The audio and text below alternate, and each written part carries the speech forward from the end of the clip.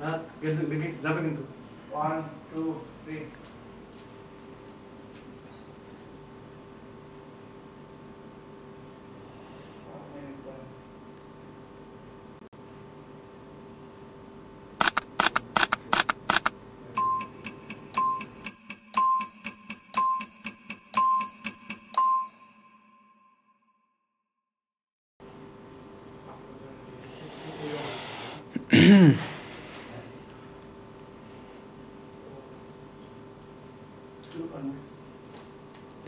আচ্ছা,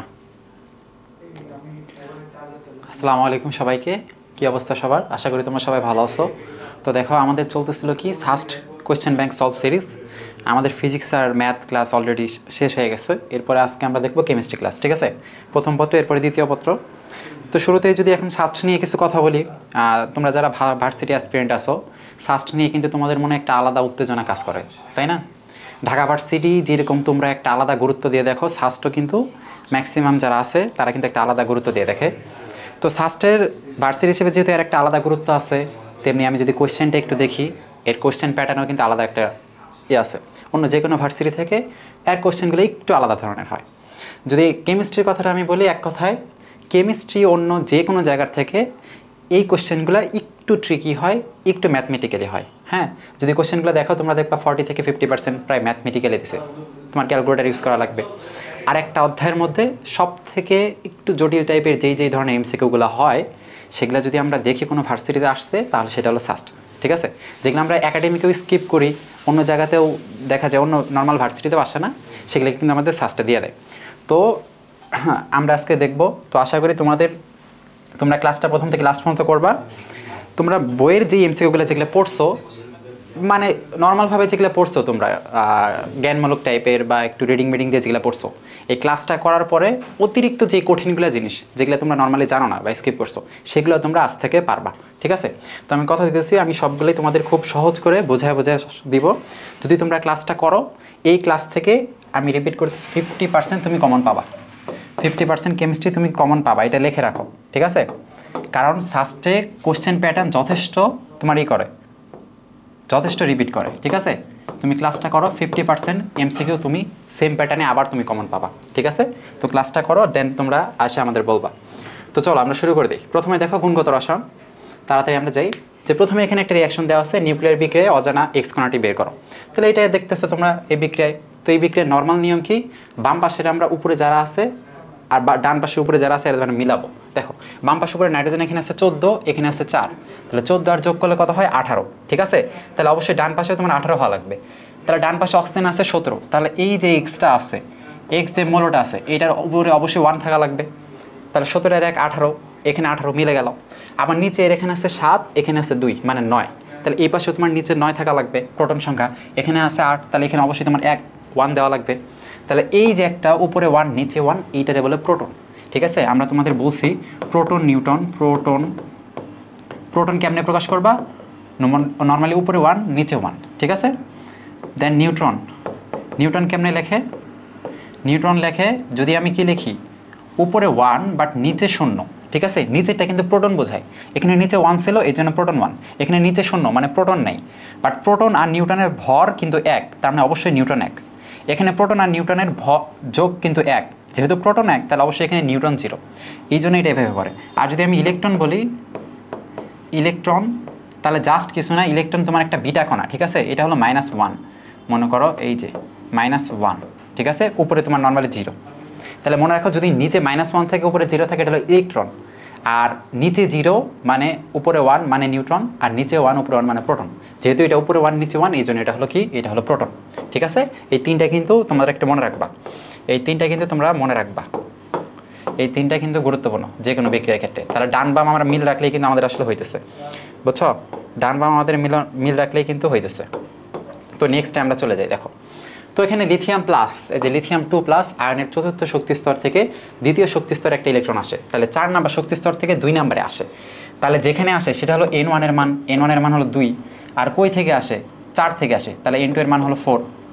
তাপান্তরিত হলে বিকিরিত তরঙ্গ দৈর্ঘ্য বের করো। তাহলে যে রিডবার্গের সমীকরণ 1/λ, তোমরা কি পড়ছো? 1/λ সমান z² RH, into 1/n1 square 1/n2 square. এটা তোমরা পড়ছো, ঠিক আছে? 1/n2 square. এখানে n1 কত? n1 হলো 2 আর n2 হলো 4, ঠিক আছে? এই যে জেড স্কোয়ার, এটা হলো পারমাণবিক সংখ্যা স্কোয়ার। এটা নর্মালি যদি হাইড্রোজেন বলতো এটা আমরা দিতাম না, যেহেতু লিথিয়াম বলছে এই জেড স্কোয়ার এখানে কিন্তু থাকে, ঠিক আছে? তাহলে এখানে জেড লিথিয়ামের ক্ষেত্রে আরেকটা বলতে পারে কে কে এই পরীক্ষাগুলো দিবে। নর্মালি যাদের ইলেকট্রন আছে একটা, লিথিয়াম 2+ মানে তার একটা ইলেকট্রন, লিথিয়াম হলো 3, 2+ করে দিছি মানে 2টা সরাই দিছি মানে একটা আছে। বেরিলিয়াম যদি বলতো 3+ বলতো, হিলিয়াম যদি বলতো হিলিয়াম প্লাস, ঠিক আছে? তাহলে এই যে হাইড্রোজেন বাদে অন্য কেউ যদি বলে তখন আমরা এখানে একটা জেড আসে আমরা দেখছি। নর্মালি তোমরা কিন্তু জেড ছাড়া করছো ম্যাক্সিমাম ক্ষেত্রে। তাহলে জেড আসবে যদি অন্য কিছু আসে। তাহলে এখানে জেড যেহেতু লিথিয়াম পারমাণবিক সংখ্যা 3, তাহলে এটা 3-এর উপর স্কোয়ার মানে কত? 9, ঠিক আছে? আর এই যে রিডবার্গ, এইটার মনে রাখবা 10 96 78 00 মুখস্থ। 10 96 78 00 মিটার ইনভার্স, ঠিক আছে? এর একক মিটার। তাহলে 10 96 78 00। এরপরে এটা তোমরা দিবা কি, এই যে এখানে 4 × 1/16, ঠিক আছে? তাহলে এই মানটা যেটা হবে এটা তোমরা ক্যালকুলেশনে করবা। করার পর যেহেতু তোমাদের ল্যামডা চাইছে, তাহলে ল্যামডা কি এটার ইনভার্স করে দেবা। এটা ইনভার্স করলে দেখো একটা মান পাইছো, ঠিক আছে? তাহলে ওইটা হবে অ্যান্সার। তাহলে এটার ইনভার্স করলে দেখো যে এরকম পাবা 5.4 × 10⁻⁸। অবশ্যই এখানে মিটার যেহেতু চাইছে এই জন্য আর স্টারে আমি মিটারে বসাইছি 10 96 78। তোমরা 10 96 78 00 এটা সবসময় বসায় একটা মিটারে মান পাবা। ওরা যদি অন্য এককে চায় তখন তোমরা মিটার থেকে ওটাতে চলে যাবা। তোমার কারণ মিটার থেকে অন্য সব এককে তুমি জানো, ঠিক আছে না? অন্য সব একক কিন্তু তুমি জানো যে 1 মিটার সমান কি? 1 মিটার সমান 10⁻² সেন্টিমিটার, সমান 10⁻³ মিলিমিটার, সমান 10⁻6 মাইক্রোমিটার, সমান 10⁻9 ন্যানোমিটার, সমান 10⁻10 অ্যাংস্ট্রম। তাহলে তুমি জাস্ট এই অঙ্কটা বসে মিটারে বের করবা, ওরা যে এককে চাবে ওটা দিয়ে গুণ করবা। হয়তো অ্যাংস্ট্রমে চাইছে তার মানে এই মিটারে 10⁻10 দিয়ে গুণ করবা। যদি ন্যানোমিটারে চাই 10⁻9 দিয়ে গুণ করবা। সেন্টিমিটারে চাইলে 10⁻2 দিয়ে গুণ করবা, ঠিক আছে? তাহলে এইটা গুরুত্বপূর্ণ, যে কোনো একক করা কিন্তু দিতে পারে, কোনো কিছুই বলা যায় না। আর কোশ্চেনগুলো মিনিমাম তোমরা একটু 2বার পড়বা, ঠিক আছে? একবারে যদি পড়ো একটু ভালো করে পড়বা, কারণ ওরা কিন্তু কি করে লাস্টে কিন্তু একটু ঘুরায় পেঁচায় দেয়, সহজ করে ভুল করা যাবে না। তাহলে যে মিটার চাইছে এটা তোমরা সবাই জানো, তাহলে এটা আমি স্কিপ করলাম। তারপরে দেখা ওখানে হাইড্রোজেন পরমাণুর ইলেকট্রন 2 নাম্বার শক্তি স্তর থেকে প্রথম শক্তি স্তরে। তাহলে 2 নাম্বার থেকে প্রথম মানে n2 হলো 2, আর প্রথমে আসে মানে n1 মানে 1 আসলে কত তরঙ্গ দৈর্ঘ্যে রশ্মি বিকিরণ করবে। তাহলে যে কত, এই যে দেখো এখানে কিন্তু আবার মিটার এককে নেই। তাহলে এই যে আগে যেটা দেখাইলাম ওইটা কিন্তু এখন ফলো করা লাগবে, ঠিক আছে? তাহলে এখানে হাইড্রোজেন যেহেতু বলছে, তাহলে এই যে 1/λ সমান কি, এখানে তো আমার আর জেড লেখা লাগতেছে না, শুধু আরএস। কারণ জেড যদি হয় হাইড্রোজেন বাদে অন্য কেউ যদি থাকে যার পারমাণবিক সংখ্যা এটা হয়, তাহলে 1/n1 square 1/n1 square 1/কি n2 square. তো তোমরা তো এগুলা কিছু করবে না, তোমরা ডিরেক্ট বসাবা, ঠিক আছে? ডিরেক্ট ক্যালকুলেটারে যাবা, যত তোমরা সময় বাঁচাইতে পারো সেটা কিন্তু তোমাদের জন্য ভালো। তো তুমি জাস্ট যারা চালাক আছে ডিরেক্ট কী করবা, যে 10 96 78 00 এটা ডিরেক্ট বসাইছো। বসায় কী করবা, এই যে 1/n1 ছিল কত 1, এই যে 1, ঠিক আছে? 1/1 মানে তো 1ই 1, আর 1/ এখানে কত 2 নাম্বার শক্তি স্তর থেকে মানে 4, ঠিক আছে? তাহলে এই যে 10 96 78 × 1 - 1/4 এইটা যেটা মান বের হবে ওটা কিন্তু 1/λ মান বের হবে, আর এটা অবশ্যই তোমার মিটার মানে মিটার ইনভার্সে বের হবে।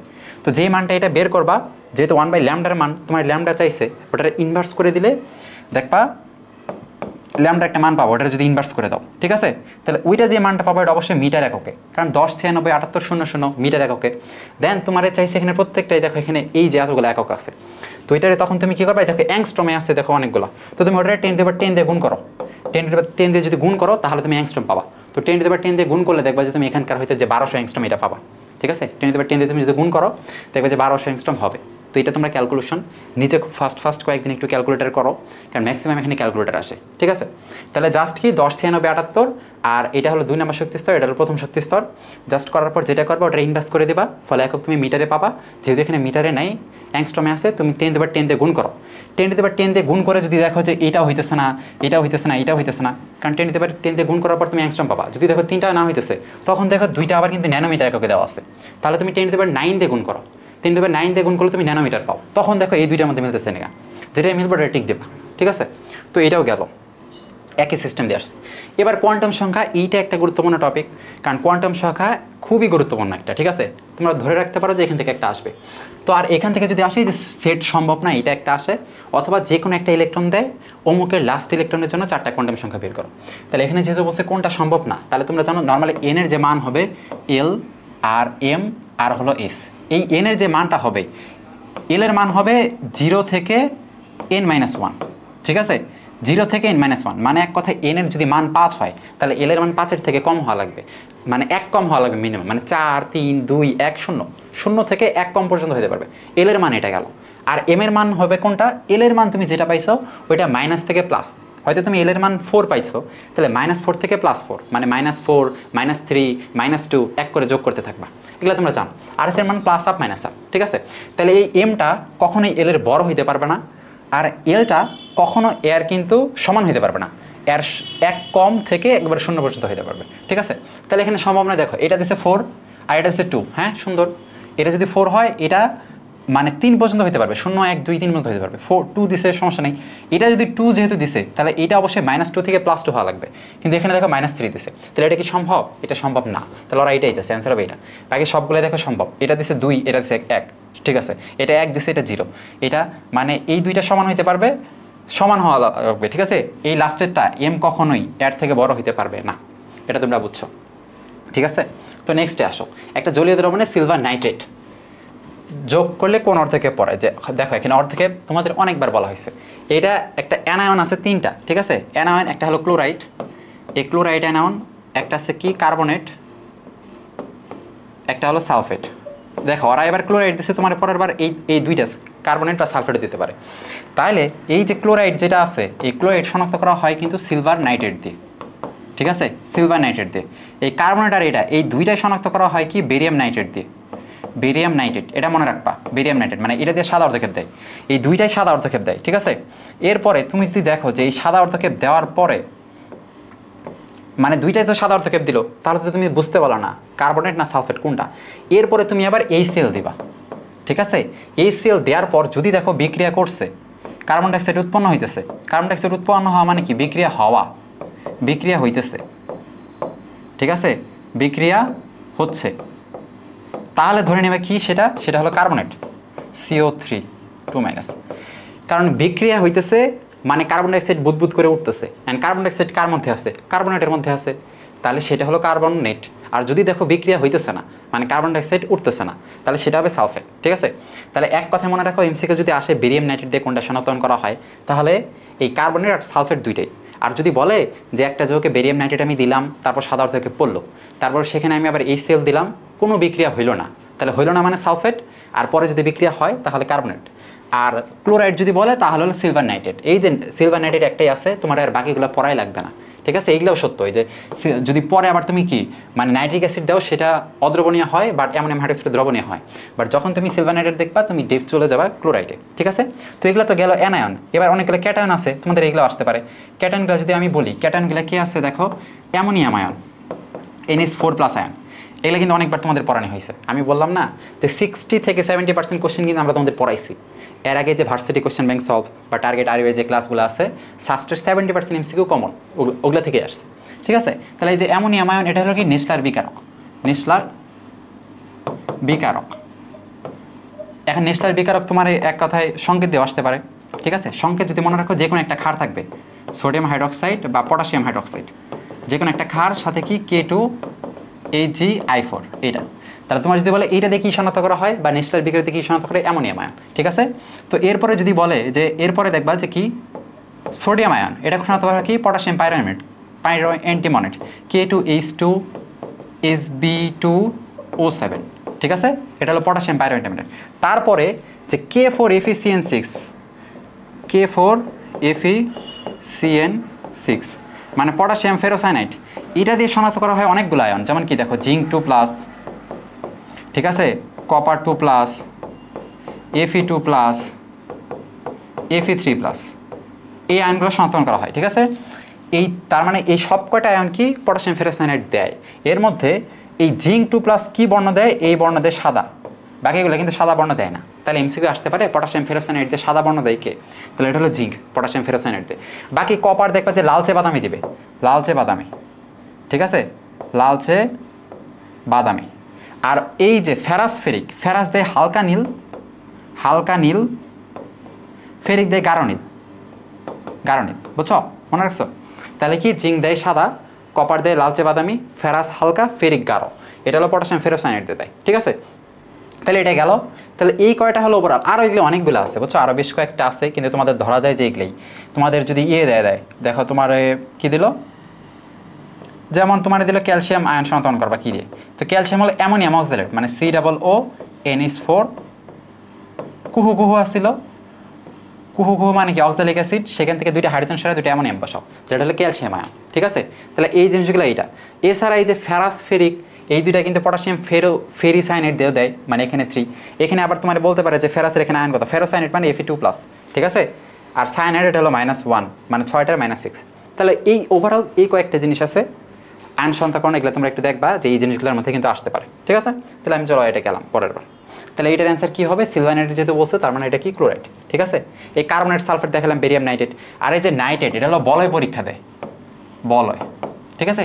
বলয় পরীক্ষার মাধ্যমে শনাক্তকরণ করা হয় কোনটা? নাইট্রেট বলতে পারে। এবার দেখো AB একটা যৌগের দ্রাব্যতা গুণফল, এটা দেওয়া আছে, হলে যৌগটির দ্রাব্যতা কত? AB তোমরা জানো, AB যেহেতু আছে, এটা শর্টকাট একটা ছিল A আর B, এখানে যত থাকবে, এখানে যত থাকবে, দেখো এখানে আছে 1, তার মানে 1 এর উপরে 1, ইন্টু এখানে আছে 1, মানে 1 এর উপরে 1, ইন্টু S এর উপরে 1 + 1 মানে 2, মানে কি S², ঠিক আছে? যদি দেখো A3 B2 থাকতো, তাহলে কি এই যে দুইটা মৌল, দুইটার পাশাপাশি দুইটা কিছু যদি থাকতো, এখানে 3 আছে মানে 3 এর উপরে 3, এখানে 2 আছে মানে 2 এর উপরে 2, ইন্টু S এর উপরে 3 + 2 মানে 5, ঠিক আছে? 108 S5। তো এমনি করে শর্টকাট এগুলো সব বের করো, ঠিক আছে? এন্ড তোমার যদি আমি বলি ক্যালসিয়াম সালফেট বের করো, তো তুমি তো বলতে পারো এখানে 1 আছে, এখানে 4 আছে, তাহলে 1 এর উপর 4 এর উপর 4, না, এখানে 4টা আছে S আর O দুইটার পাশে, ঠিক আছে?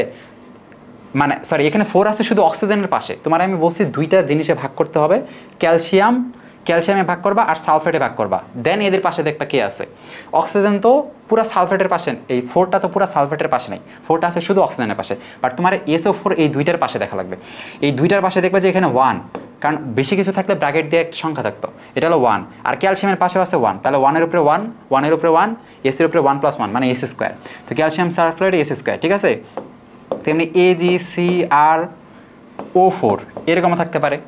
তাহলে এইটা দেখো, এই যে Ag একটা, এই Cr4 এইটা একটা, তাহলে এখানে 2 থাকবে, ঠিক আছে? Ag2Cr4টা, তাহলে এখানে যেহেতু 2 আছে, এই 2 এর উপরে 2, কিন্তু এই টোটালটার পাশে কিন্তু 1 আছে, ঠিক আছে? টোটালটার পাশে 4 কিন্তু অক্সিজেনের পাশে, কিন্তু তোমার হিসাব করতে হবে এইটা যেহেতু একটা ধরছো, তাহলে এইটা একটা টোটাল, এর পাশে কত আছে? এর পাশে কিন্তু একই আছে, তাহলে 1 এর উপরে 1, 1 এর উপরে 1, ইন্টু S এর উপরে 2 + 1 মানে 3, তার মানে কি 4S3। তাহলে এমনি করে কিন্তু শর্টকাটগুলো করা লাগে, ঠিক আছে? তাহলে এটা তোমরা AB যেহেতু আছে বুঝতেছো যে S² হবে, এটা S² সমান দ্রাব্যতা গুণফল দেওয়া আছে 4 গুণন 10 টু দি পাওয়ার এখানে কত ছিল? 10 টু দি পাওয়ার এখানে 16 ছিল, ঠিক আছে? এটা আসলে এখানে দেয় নাই, এখানে 10 টু দি পাওয়ার 16 ছিল। তাহলে এটা, তাহলে S সমান কত হবে? এটার উপর রুট, এটার উপর যদি রুট করো 4 গুণন 10 টু দি পাওয়ার -16, তাহলে 4 এর উপর করার কারণে 2 হইল, ইন্টু 10 টু দি পাওয়ার -16 কারণে কত হইল? 16 না, 10 টু দি পাওয়ার, এটা হলো -8 ছিল, ঠিক আছে? তাহলে এটার উপর রুট 10 টু দি পাওয়ার -8, এটার উপর রুট মানে কি জানো? রুট মানে 10 টু দি পাওয়ার এই পাওয়ারটারে 2 দিয়ে ভাগ হয়ে যাবে, ঠিক আছে? পাওয়ারটারে হাফ দিয়ে গুণ মানে কি? 2 দিয়ে ভাগ, মানে এটা হলো 4 হইতেছে, 10 টু দি পাওয়ার -4, তাহলে 2 গুণন 10 টু দি পাওয়ার -4, ঠিক আছে? রুট মানে টোটালটার উপরে একটা হাফ পাওয়ার, তাহলে এইটার উপর যদি হাফ পাওয়ার দাও মানে 8/2 মানে 4 হইতেছে। তাহলে এইটা এখানে অ্যাপ্রোপ্রিয়েট অ্যান্সার কাছাকাছি নাই, যেহেতু কাছাকাছি এটা হবে অ্যান্সার, ঠিক আছে? দেখো এখানে বলছে হাইড্রোজেন পরমাণুতে লাইম্যান সিরিজে, এই যে লাইম্যান বলছে, তার মানে এখানে N1 এর মান 1, লাইম্যান বামার প্যাসচেন ব্র্যাকেট ফোন্ড হ্যামটেস, ঠিক আছে? লাইম্যান মানে N1 এর মান 1, বামার মানে N1 এর মান 2, প্যাসচেন মানে N1 এর মান 3, ঠিক আছে? ব্র্যাকেট মানে N1 এর মান 4। তো এই চারটা লাইম্যান, বামার, প্যাসচেন, ব্র্যাকেট এদের কথা বললেই N1 এর মান সাথে সাথে ধরে নেবা ওইটাই, ঠিক আছে? লাইম্যান যেতে বলছে এটা, এর ক্ষেত্রে ইলেকট্রন 6 নম্বর শক্তি স্তর থেকে আসে, তাহলে একবার N1 এর মান হলো 1 আর N2 এর মান হলো আমার 6, 6 নম্বর ইলেকট্রনে আসে। এই ক্ষেত্রে শক্তি আমার কত আসছে? এই ক্ষেত্রে শক্তি আমার এই যে 2 গুণন 10 টু দি পাওয়ার 15, 2 গুণন 10 to the power -15 kilo joule, ঠিক আছে? এটা শক্তি। আবার বলছে যে একই সিরিজে মানে ওই লাইম্যান সিরিজে ইলেকট্রন 2 নাম্বার থেকে আসে, তাহলে আবার n1 এর মান তোমার লাইম্যান সিরিজ যেহেতু 1ই, লাইম্যান সিরিজ যেই সিরিজ বলবে n1 এর মান ওইটা, ঠিক আছে। n2 এর মান তোমার পরে দেখা লাগবে, n2 এর মান দেখো ওরা পরে দিছে 2, এটা যদি হয় তাহলে এর শক্তি কত এটা বের করতে বলছে, হোয়াট, ঠিক আছে। তাহলে এই ক্ষেত্রে শক্তিটারে আমরা E1 ধরলাম, এই ক্ষেত্রে ধরলাম E2, তাহলে আমরা বের করব। তো এখন তোমরা তো সূত্র জানো, না, যেহেতু এখন এই যে শক্তি স্তরে আসছে, তোমরা তো 1 বাই এখানে তোমরা কি পড়ছো, এই যে E2 ধরলাম, ঠিক আছে। E2 সমান কি AC বাই ল্যামডা 2, তাই না। AC তো একটা কনস্ট্যান্ট, AC বাই ল্যামডা 2। এখন এই AC বাই ল্যামডা 2 আসলে এটা কেমনে আছে, AC ইন্টু 1 বাই ল্যামডা 2 এইভাবে আছে। এখানে 1 বাই ল্যামডা 2, এখানে 1 বাই ল্যামডা সমান আবার তোমরা কি লিখতে পারো, 1 বাই ল্যামডা সমান তোমরা লিখতে পারো না যে RH into 1 by N1 square 1 by N2 square, এটা তো লিখতে পারো, ঠিক আছে। এটা হলো E2। তারপর E1 সমান তাহলে কি হবে, E1 সমান এই AC আর এই তিনটা তো কনস্ট্যান্ট, ওইটাও যায় এইটা, তা শুধু পার্থক্য তো এইটাতে 1 বাই N1। এই ক্ষেত্রে তাহলে আমি একবার তোমার যদি এখানে মানটা বসাই দিই, ঠিক আছে। E2 যেহেতু E2 এর ক্ষেত্রে আমি মানটা একবার বসাই দিতেছি। E2 এর ক্ষেত্রে N1 এর মান ছিল 1 মানে 1 মাইনাস N2 এর মান ছিল কত 2 মানে 1/4, ঠিক আছে এটা। আর এইটার ক্ষেত্রে 1 বাই N1 এর মান ছিল 1ই, তার মানে এখানে 1 মাইনাস N2 এর মান ছিল 6 মানে 1/36, ঠিক আছে। এটা হলো E1। তুমি E1টা জানো, E2টা জানা লাগবে। তাহলে এইটারে তুমি এইটা দিয়ে ভাগ করো, এইটারে যদি এটা দিয়ে ভাগ করো তাহলে তুমি কি পাবা, দেখো তুমি এইটা ভাগ এটা যদি করো তাহলে এই যে E2 বাই E1 ইকুয়াল এই যে এইটা কাটা চলে যাবে, উপরে থাকবে কি, উপরে 1 বাই 1 মাইনাস 4 আর নিচে থাকবে 1 বাই 1 মাইনাস 36, ঠিক আছে। তাহলে এইটা যদি কাটাকাটি করো এইটা দেখবা কত হইতেছে, নিচে 4 উপরে 4 4 মাইনাস 1 3, তাহলে 3/4 ইন্টু নিচে থাকবে কত 36 36 মাইনাস 1 35, তাহলে 35/36 ওটা উল্টায় যাবে, উপরে হবে 36 নিচে হবে 35, তাই না। তাহলে 3/4 আর 36/35 এটা যদি ক্যালকুলেশন করো এটা দেখবে একটা মান পাবা, তাই না। এটা একটা মান পাবা। আর এটাতে তুমি এখন তারপরে তুমি E2 সমান কি পাবা, E2 সমান পাবা এটা কোনা গুণ করে দাও E1 গুণন এই যে এটা 3 × 36/4 × 35। তোমাদের ক্যালকুলেশন কিন্তু এগুলো শেখা লাগবে, ক্যালকুলেশন কিন্তু হাতে করা লাগবে। অবশ্যই ক্লাসটা করার সময় পারলে ক্যালকুলেটর নিয়ে একটু বসো, হ্যাঁ, নিজে একটু আগায় দেখো আসলে হইতেছে কিনা। তাহলে এটার অ্যান্সার দেখবা যে এইটা হইতেছে, একটু ক্যালকুলেটর মিলাই দেখবা। পরীক্ষার সময় দেখা যায় তুমি সূত্র সব পারতেছো, ক্যালকুলেশনে ভুল করছো। ওরা কিন্তু আসলে অপশনগুলো এইভাবে সাজায়, ঠিক আছে। তুমি ভুল করলে দেখবা যে আরেকটার সাথে মিলে গেছে। তাহলে এইটার অ্যান্সার দেখবে যে 1.54 10⁻⁻15 এটা আসতেছে। এই E1 এর মানটা তুমি এখানে পাইছো, E1 এর মানটা এখানে পাইছো না, এই যে E1 এর মান এখানে, তাহলে এটা বসাই দিলে দেখবে যে হয়ে গেছে, ঠিক আছে। তাহলে এই জিনিসটা কিন্তু দেখবা একটু দেখছো, একটু সময় লাগতো কিন্তু এটা, ঠিক আছে। কিন্তু জাস্ট এই যে খুব চালাক হইলে তুমি তো জানো যে E2 বাই E1 করে দেবা, এগুলো তো কাটাকাটি চলে যাবে 1 বাই N1 1 বাই ওইটা, তো উপরে নিচে ওটা কিন্তু করে দেবা, এগুলো কাটাকাটি চলে যায়, ঠিক আছে। আমি তো এত বড় করে দেখাইলাম, বাট তোমরা তো করার সময় এত বড় করে করবা না, জাস্ট দুইটা ভাগ করবা, ঠিক আছে। এরকম ম্যাক্সিমাম অঙ্কগুলো ওরা দুইটা ইয়ের সাথে কম্পেয়ার করে দিতেছে। তো দেখো এই যে এটার দ্রাব্যতা গুণ ফল এত, ঠিক আছে। ম্যাগনেসিয়ামের ঘনমাত্রা কত, এখানে পিএইচ দেওয়া আছে, দেখো পিএইচ কত 10 10, তাহলে এইচ প্লাস কত হবে 10⁻⁻10, ঠিক আছে। পিএইচ যেটা হয় শুধু এইচ হলো কি 10 এর উপরে ওইটা ইনভার্স, ঠিক আছে। পিএইচ এর যে মান যদি এইচ বলে তাহলে 10 এর উপরে মাইনাস ওইটা, ঠিক আছে। আমরা কি জানি এইচ প্লাস সমান কি 10⁻⁻পিএইচ, ঠিক আছে। তাহলে যেটা তোমারে বলবে তাহলে জাস্ট কি পিএইচ হলো 10 যদি হয় হাইড্রোজেন প্লাস 10⁻⁻10, তাহলে হাইড্রোজেন দেখো এই যৌগের মধ্যে আমার কি আছে, ওএইচ আছে না, ওএইচ। যেহেতু এটার আমি পিএইচ জানি, ফলে পিএইচ থেকে হাইড্রোজেন প্লাস জানলাম। এখান থেকে আমি আবার কি জানি যে এইচ প্লাস যে কোনো যৌগের এইচ প্লাস আর ওএইচ মাইনাস এই দুইটার গুণফল কত হয় সবসময় 10⁻⁻14, ঠিক আছে। যেভাবে তুমি কি জানো যে পিএইচ প্লাস পিওএইচ কত হয় 14, তেমনি হাইড্রোজেন পানির আয়নিক গুণফল কত 10⁻⁻14 25°C তাপমাত্রায়। আয়নিক গুণফল পানিতে কি আয়ন থাকে, এই দুইটা আয়নিতে থাকে, তাহলে এটার গুণফল এত। তাহলে এখানে তুমি তো হাইড্রোজেন আয়ন জানো এত, তাহলে ওই আয়ন এখানে কত হবে, এইটা 10^14 ভাগ 10^10, তাহলে হবে কত? 10^-4, ঠিক আছে? তাহলে এইটা ওএস পাইলা, তাহলে এই যেখানে ওএস পাইছো, তাহলে এখানে যদি ওএস পাও, টোটালটার গুণফল দেওয়া আছে, ওএস দেওয়া আছে, তাহলে এমজি পাবা না? এটার দ্রাব্যতা গুণফল কেমনে বের করবা? আমরা জানি দ্রাব্যতা গুণফল কি? mg2 প্লাস দ্রাব্যতা গুণফল KSP। দ্রাব্যতা গুণফল মানে ওই আয়নিক গুণফলে। তাহলে mg2 plus into OS minus, OS minus কয়টা আছে? 2টা, স্কোয়ার করে দিলা, তাই না? এখানে তোমার mg বের করতে বলছে, অতএব mg2 প্লাস সমান কত? এই KSP ভাগ এটা, KSP এর মান দেওয়া আছে কত দেখো, 2 গুণন 10^-11 ভাগ OS কত পাইলাম আমি? 10^-4, এটার উপর স্কোয়ার। তাহলে অ্যান্সার পাওয়া যাবা, তাহলে তুমি অ্যান্সার পাওয়া যাবা, বুঝছো? তাহলে এইটা দেখবা অ্যান্সার হয়েছে, হয়তো সি আছে, দেখবা যে 0.002, এটা তোমরা যদি করে দেখো তাহলে তোমরা এটা পাওয়া যাবা, ঠিক আছে? তাহলে জিনিসটা কিন্তু সহজ ছিল। তাহলে এমনি করে তোমরা যদি করো প্রত্যেকটাই দেখবা এমনি করে কিন্তু মিলতেছে, ঠিক আছে? এটা থেকে দ্রাব্যতা গুণিত করলা, জাস্ট এই যে পিএইচ যদি এত হয় তাহলে এইচ হলো 10^- কত 10, তাহলে ওএইচ হলো কত 10^-4, এখান থেকে ওএইচ মানে কি 10^-4 এর উপর স্কোয়ার করলা, আর ওইটারে জাস্ট এইটা দিয়ে ওইটার ভাগ করে দিলা, শেষ, বুঝছো? এরপরে দেখো 100 ml জলীয় দ্রবণে কিছু আয়োডিন দ্রবীভূত আছে, এই যে দেখো এই একটা দ্রাবক নিষ্কাশনের ম্যাথ, এটা তুমি দেখবা না কোনো জায়গাতে তেমন আসে, ঠিক আছে? এটা আর এখানে দিছে। তাহলে এখানে বলছে দেখো 100 ml জলীয় দ্রবণে কিছু আয়োডিন দ্রবীভূত আছে, CCl4 দ্বারা জলীয় দ্রবণটি থেকে শতকরা 90 ভাগ আয়োডিন নিষ্কাশন করা গেলে CCl4 ও পানিতে এর বন্টন গুণাঙ্ক বের করো। তাহলে CCl4 ও পানিতে বন্টন গুণাঙ্ক,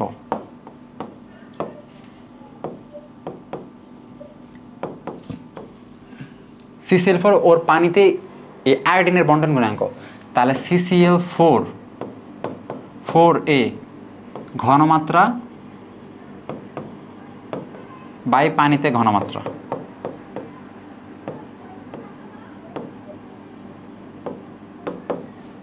ঠিক আছে? CCl4 ঘনমাত্রা বাই পানিতে ঘনমাত্রা, CCl4 ঘনমাত্রা বাই পানিতে ঘনমাত্রা।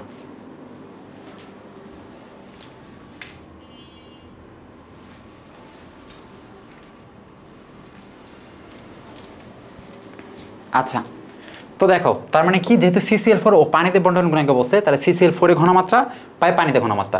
এন্ড ঘনমাত্রা সমান কি জানো তোমরা? যে ভর বাই কি আয়তন বা মোল বাই আয়তন, এটা তোমরা জানো ঘনমাত্রা সমান। তাহলে CCl4 এই কত পার্সেন্ট দেখো, CCl4 ছিল 90%, তাই না? শতকরা 90 মানে কি 90%, 90%, এন্ড 90% মানে কি 90/100, তাই না? 90% মানে তার পরিমাণ কত বার হইতেছে? 90/100, ঠিক আছে? এটা হলো এর পরিমাণ। তাহলে পরিমাণকে যদি আয়তন দিয়ে ভাগ করি তাহলে আমি কি পাই? ঘনমাত্রা। পরিমাণ যেহেতু এটা 90% বলছে, তাহলে 90%-এর আমি সরানি কারণে 90/100 হয়েছে, এটা হলো আর পরিমাণ। এরা যদি আমি আয়তন দিয়ে ভাগ করি তাহলে আমি কি পাবো? এর ঘনমাত্রা। তাহলে এই যে 90/100 ভাগ আয়তন, টোটাল আয়তন কত ছিল? টোটাল আয়তন দিয়ে ভাগ করতে হবে 100, তাহলে ভাগ এই টোটাল আয়তন 100, ঠিক আছে?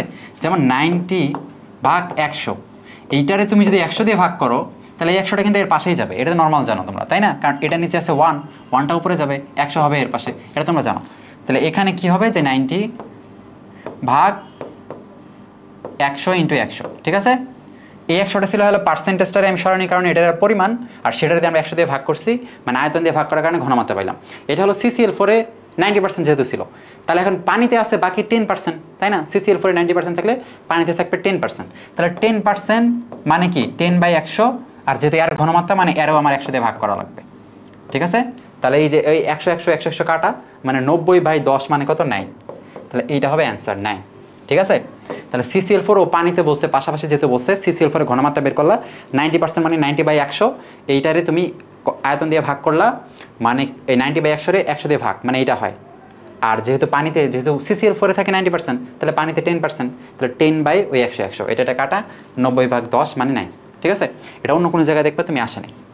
এবার দেখো 2 অধ্যায় আমাদের শেষ, মৌলের পর্যায়বৃত্ত ধর্ম ও রাসায়নিক বন্ধন। কোন পরমাণু আচ্ছা, কোনটি পরমাণু সঠিক ইলেকট্রন বিন্যাস? শোনো, এইটা আসলে ক্রোমিয়ামের ক্ষেত্রে ওরা বলছে, ঠিক আছে? ক্রোমিয়ামের ক্ষেত্রে ওরা বলছে যে ক্রোমিয়ামের ক্ষেত্রে ইলেকট্রন বিন্যাস সঠিক কোনটা? ক্রোমিয়াম তোমরা জানো যে আর্গন পর্যন্ত কত আমার 18, এরপরে তো 4s আসবে। আমি প্রতিবারই একটা কথা বলি যে 4s পর্যন্ত 20টা আমার শেষ, অতিরিক্তগুলো 3d তে দিবা। তাহলে ক্রোমিয়াম কত হবে? 3d 4, তাই না? কারণ 20টা শেষ 4টা, বাট এই যে 3D যদি 4 হয় আর 3D যদি 9 হয় তখন তারা একটা নিয়ে 5 হয় বা 10 হয়, ঠিক আছে?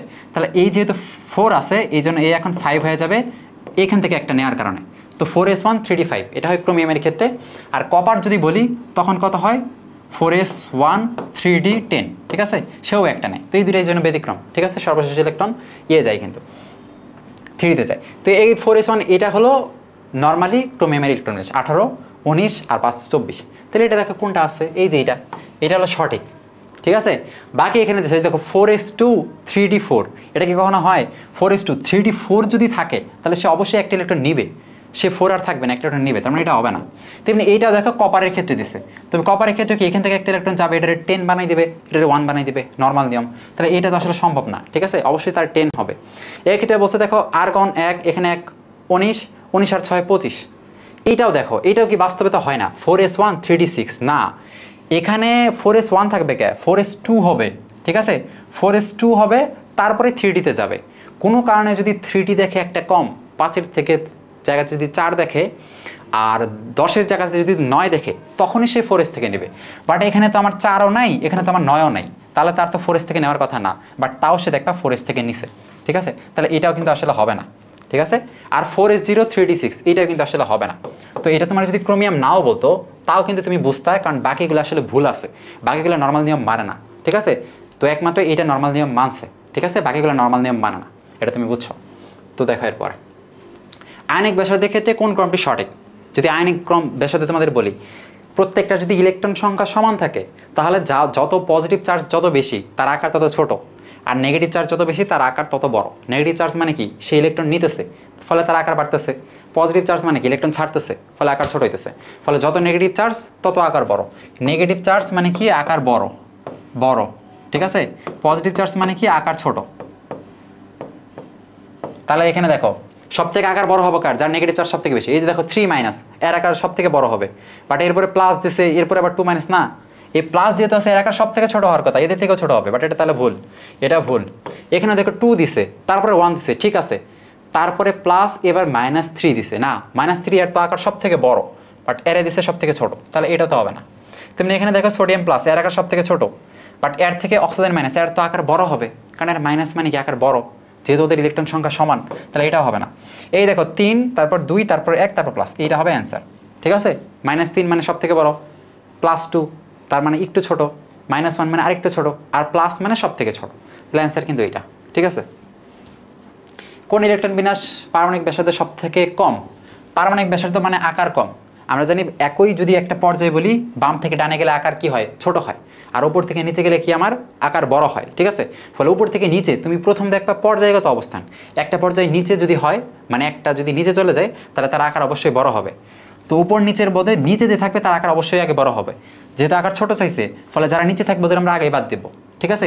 সবার উপরের পর্যায়ে যারা থাকবে তাদের নেব, তাদের মধ্যে সবার ডানে যে আছে তারে নেব, কারণ তার আকার সব থেকে ছোট হবে, যত ডানে যাবে আকার ছোট।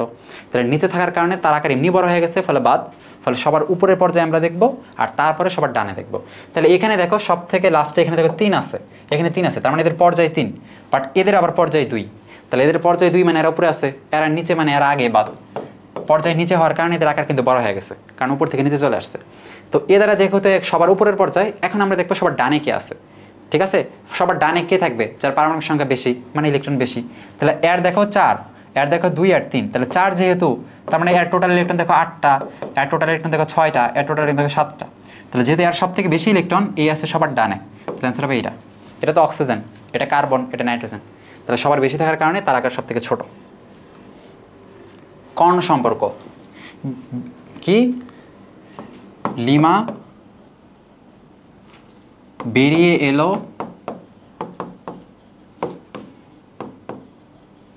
বসুন্ধরা সিটি থেকে,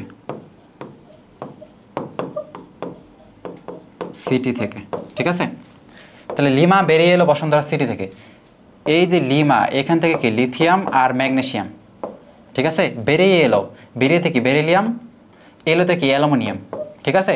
বসুন্ধরা সিটি থেকে, বসুন্ধরাতে বোরন, সিটি মানে সিলিকন, ঠিক আছে? তাহলে লিথিয়াম ম্যাগনেসিয়াম এ হলো কর্ণ, কোনাকুনি আছে, বেরিলিয়াম অ্যালুমিনিয়াম এরা হলো কর্ণ, মানে কোনাকুনি আছে, আর বোরন সিলিকন এরা কোনাকুনি আছে। তাহলে এইটাও কর্ণ, এইটাও কর্ণ, এইটাও কর্ণ, ঠিক আছে। তো দেখো কোন যে কোনো একটা জোড়া থাকা লাগবে। এইটা থেকে একটা নিবা, এইটা থেকে একটা নিবা, এরা কিন্তু কর্ণ হবে না। এই দুইটা নাহলে এই দুইটা। তাহলে দেখো এখানে ওরা এক কাজ করে দেখো লিথিয়াম বেরিলিয়াম, মানে এর থেকে একটা নিচে, এর থেকে একটা নিচে না। এই যে লাস্টে দেখো বোরন সিলিকন, এইটা ওরা মিল দিছে, এই বক্সটা দিছে, তাহলে এটা ঠিক আছে, ঠিক আছে। তাহলে এই তিনটাই আছে, এটা কিন্তু মনে রাখবা। লিমা বেরিয়ে এলো বসুন্ধরা সিটি থেকে, লিথিয়াম ম্যাগনেসিয়াম বেরিয়ে এলো থেকে, বেরিলিয়াম অ্যালুমিনিয়াম বসুন্ধরা সিটি থেকে কি বোরন সিলিকন। এবার দেখো হাইড্রোনিয়াম আয়ন যোগে এতের বন্ধনগণ কত, শোনো এটা তোমরা অনেক বলতে পারো। যেমন দেখো CH4 যদি সংকরণ আমি বলি sp3 হয় সংকরণ, এটা তোমরা জানো। এর কোণ হয় 109.5 ডিগ্রি, আকার হয় চতুস্তলকীয়। কারণ কি জানো, যাদের sp3 হবে তারা হয় চতুস্তলকীয় যদি কোনো মুক্তজোড়ী ইলেকট্রন না থাকে। কিন্তু তুমি যদি অ্যামোনিয়া দেখো, অ্যামোনিয়াতে মুক্তজোড়ী ইলেকট্রন একটা থাকে, ফলে এরও কিন্তু সংকরণ sp3। এন্ড সংকরণ কেমনে বের করে জানো, এই যে এই কেন্দ্রীয় মৌলের সবার লাস্টের ইলেকট্রন সংখ্যা, কেন্দ্রীয় মৌল এখানে নাইট্রোজেনের লাস্ট ইলেকট্রন আছে কিন্তু 5টা, কারণ 2 তারপর হলো 5, ঠিক আছে। সবার লাস্টে 5টা ইলেকট্রন, তাহলে 5 প্লাস একযোজী মৌলের সংখ্যা। একযোজী মৌল হলো গ্রুপ 17তে যারা আছে অথবা গ্রুপ 1-এ যারা আছে। এখানে একযোজী মৌল তো হাইড্রোজেন, তাহলে একযোজী মৌলের সংখ্যা কয়টা, 3টা। তাহলে এই দুইটা যোগ করে 2 দিয়ে ভাগ করো, দেখো 4 পাও। আর 4 মানে কি sp3, তাই না। যেহেতু 4 মানে একটা s আর 3টা p নিবা। যদি 2 হইতো তখন কি sp দিতা, কারণ একটা s একটা p মানে 2টা।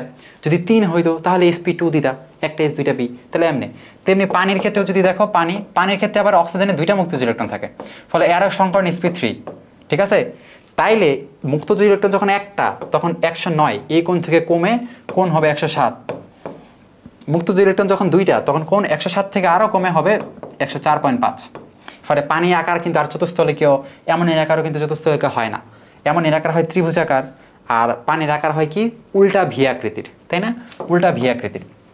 কেন, কারণ ওই যে মুক্তজোড়, ফলে তুমি যদি এর থেকে একটা মুক্তজোড় সরাইতে পারো, ফলে এর যদি মুক্তজোড় না থাকে তাহলে কিন্তু এর সংকরণ sp3 অনুযায়ী এ কিন্তু আবার চতুস্তলকীয় হবে, মানে কোন কিন্তু 109 হবে, ঠিক আছে।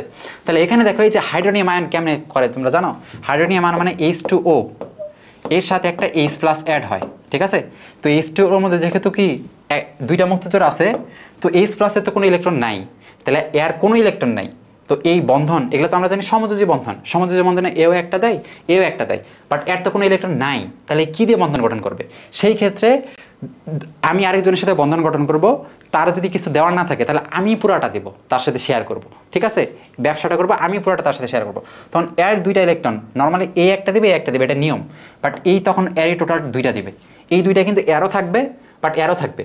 কিন্তু তখন আর এটা মুক্তজোড়ী ইলেকট্রন আমরা কাউন্ট করবো না, তখন এটা আমরা বন্ধন জোড় ধরে ফেলবো, কারণ যেহেতু এটা বন্ধন গঠন করতেছে, তাহলে এটা তখন বন্ধন জোড়। ফলে এর সাথে যখন এটা জড়া হয়ে যাবে, তখন কিন্তু কি H3O+। ফলে তোমার বলতে পারে এখানে আসলে কি কি বন্ধন আছে।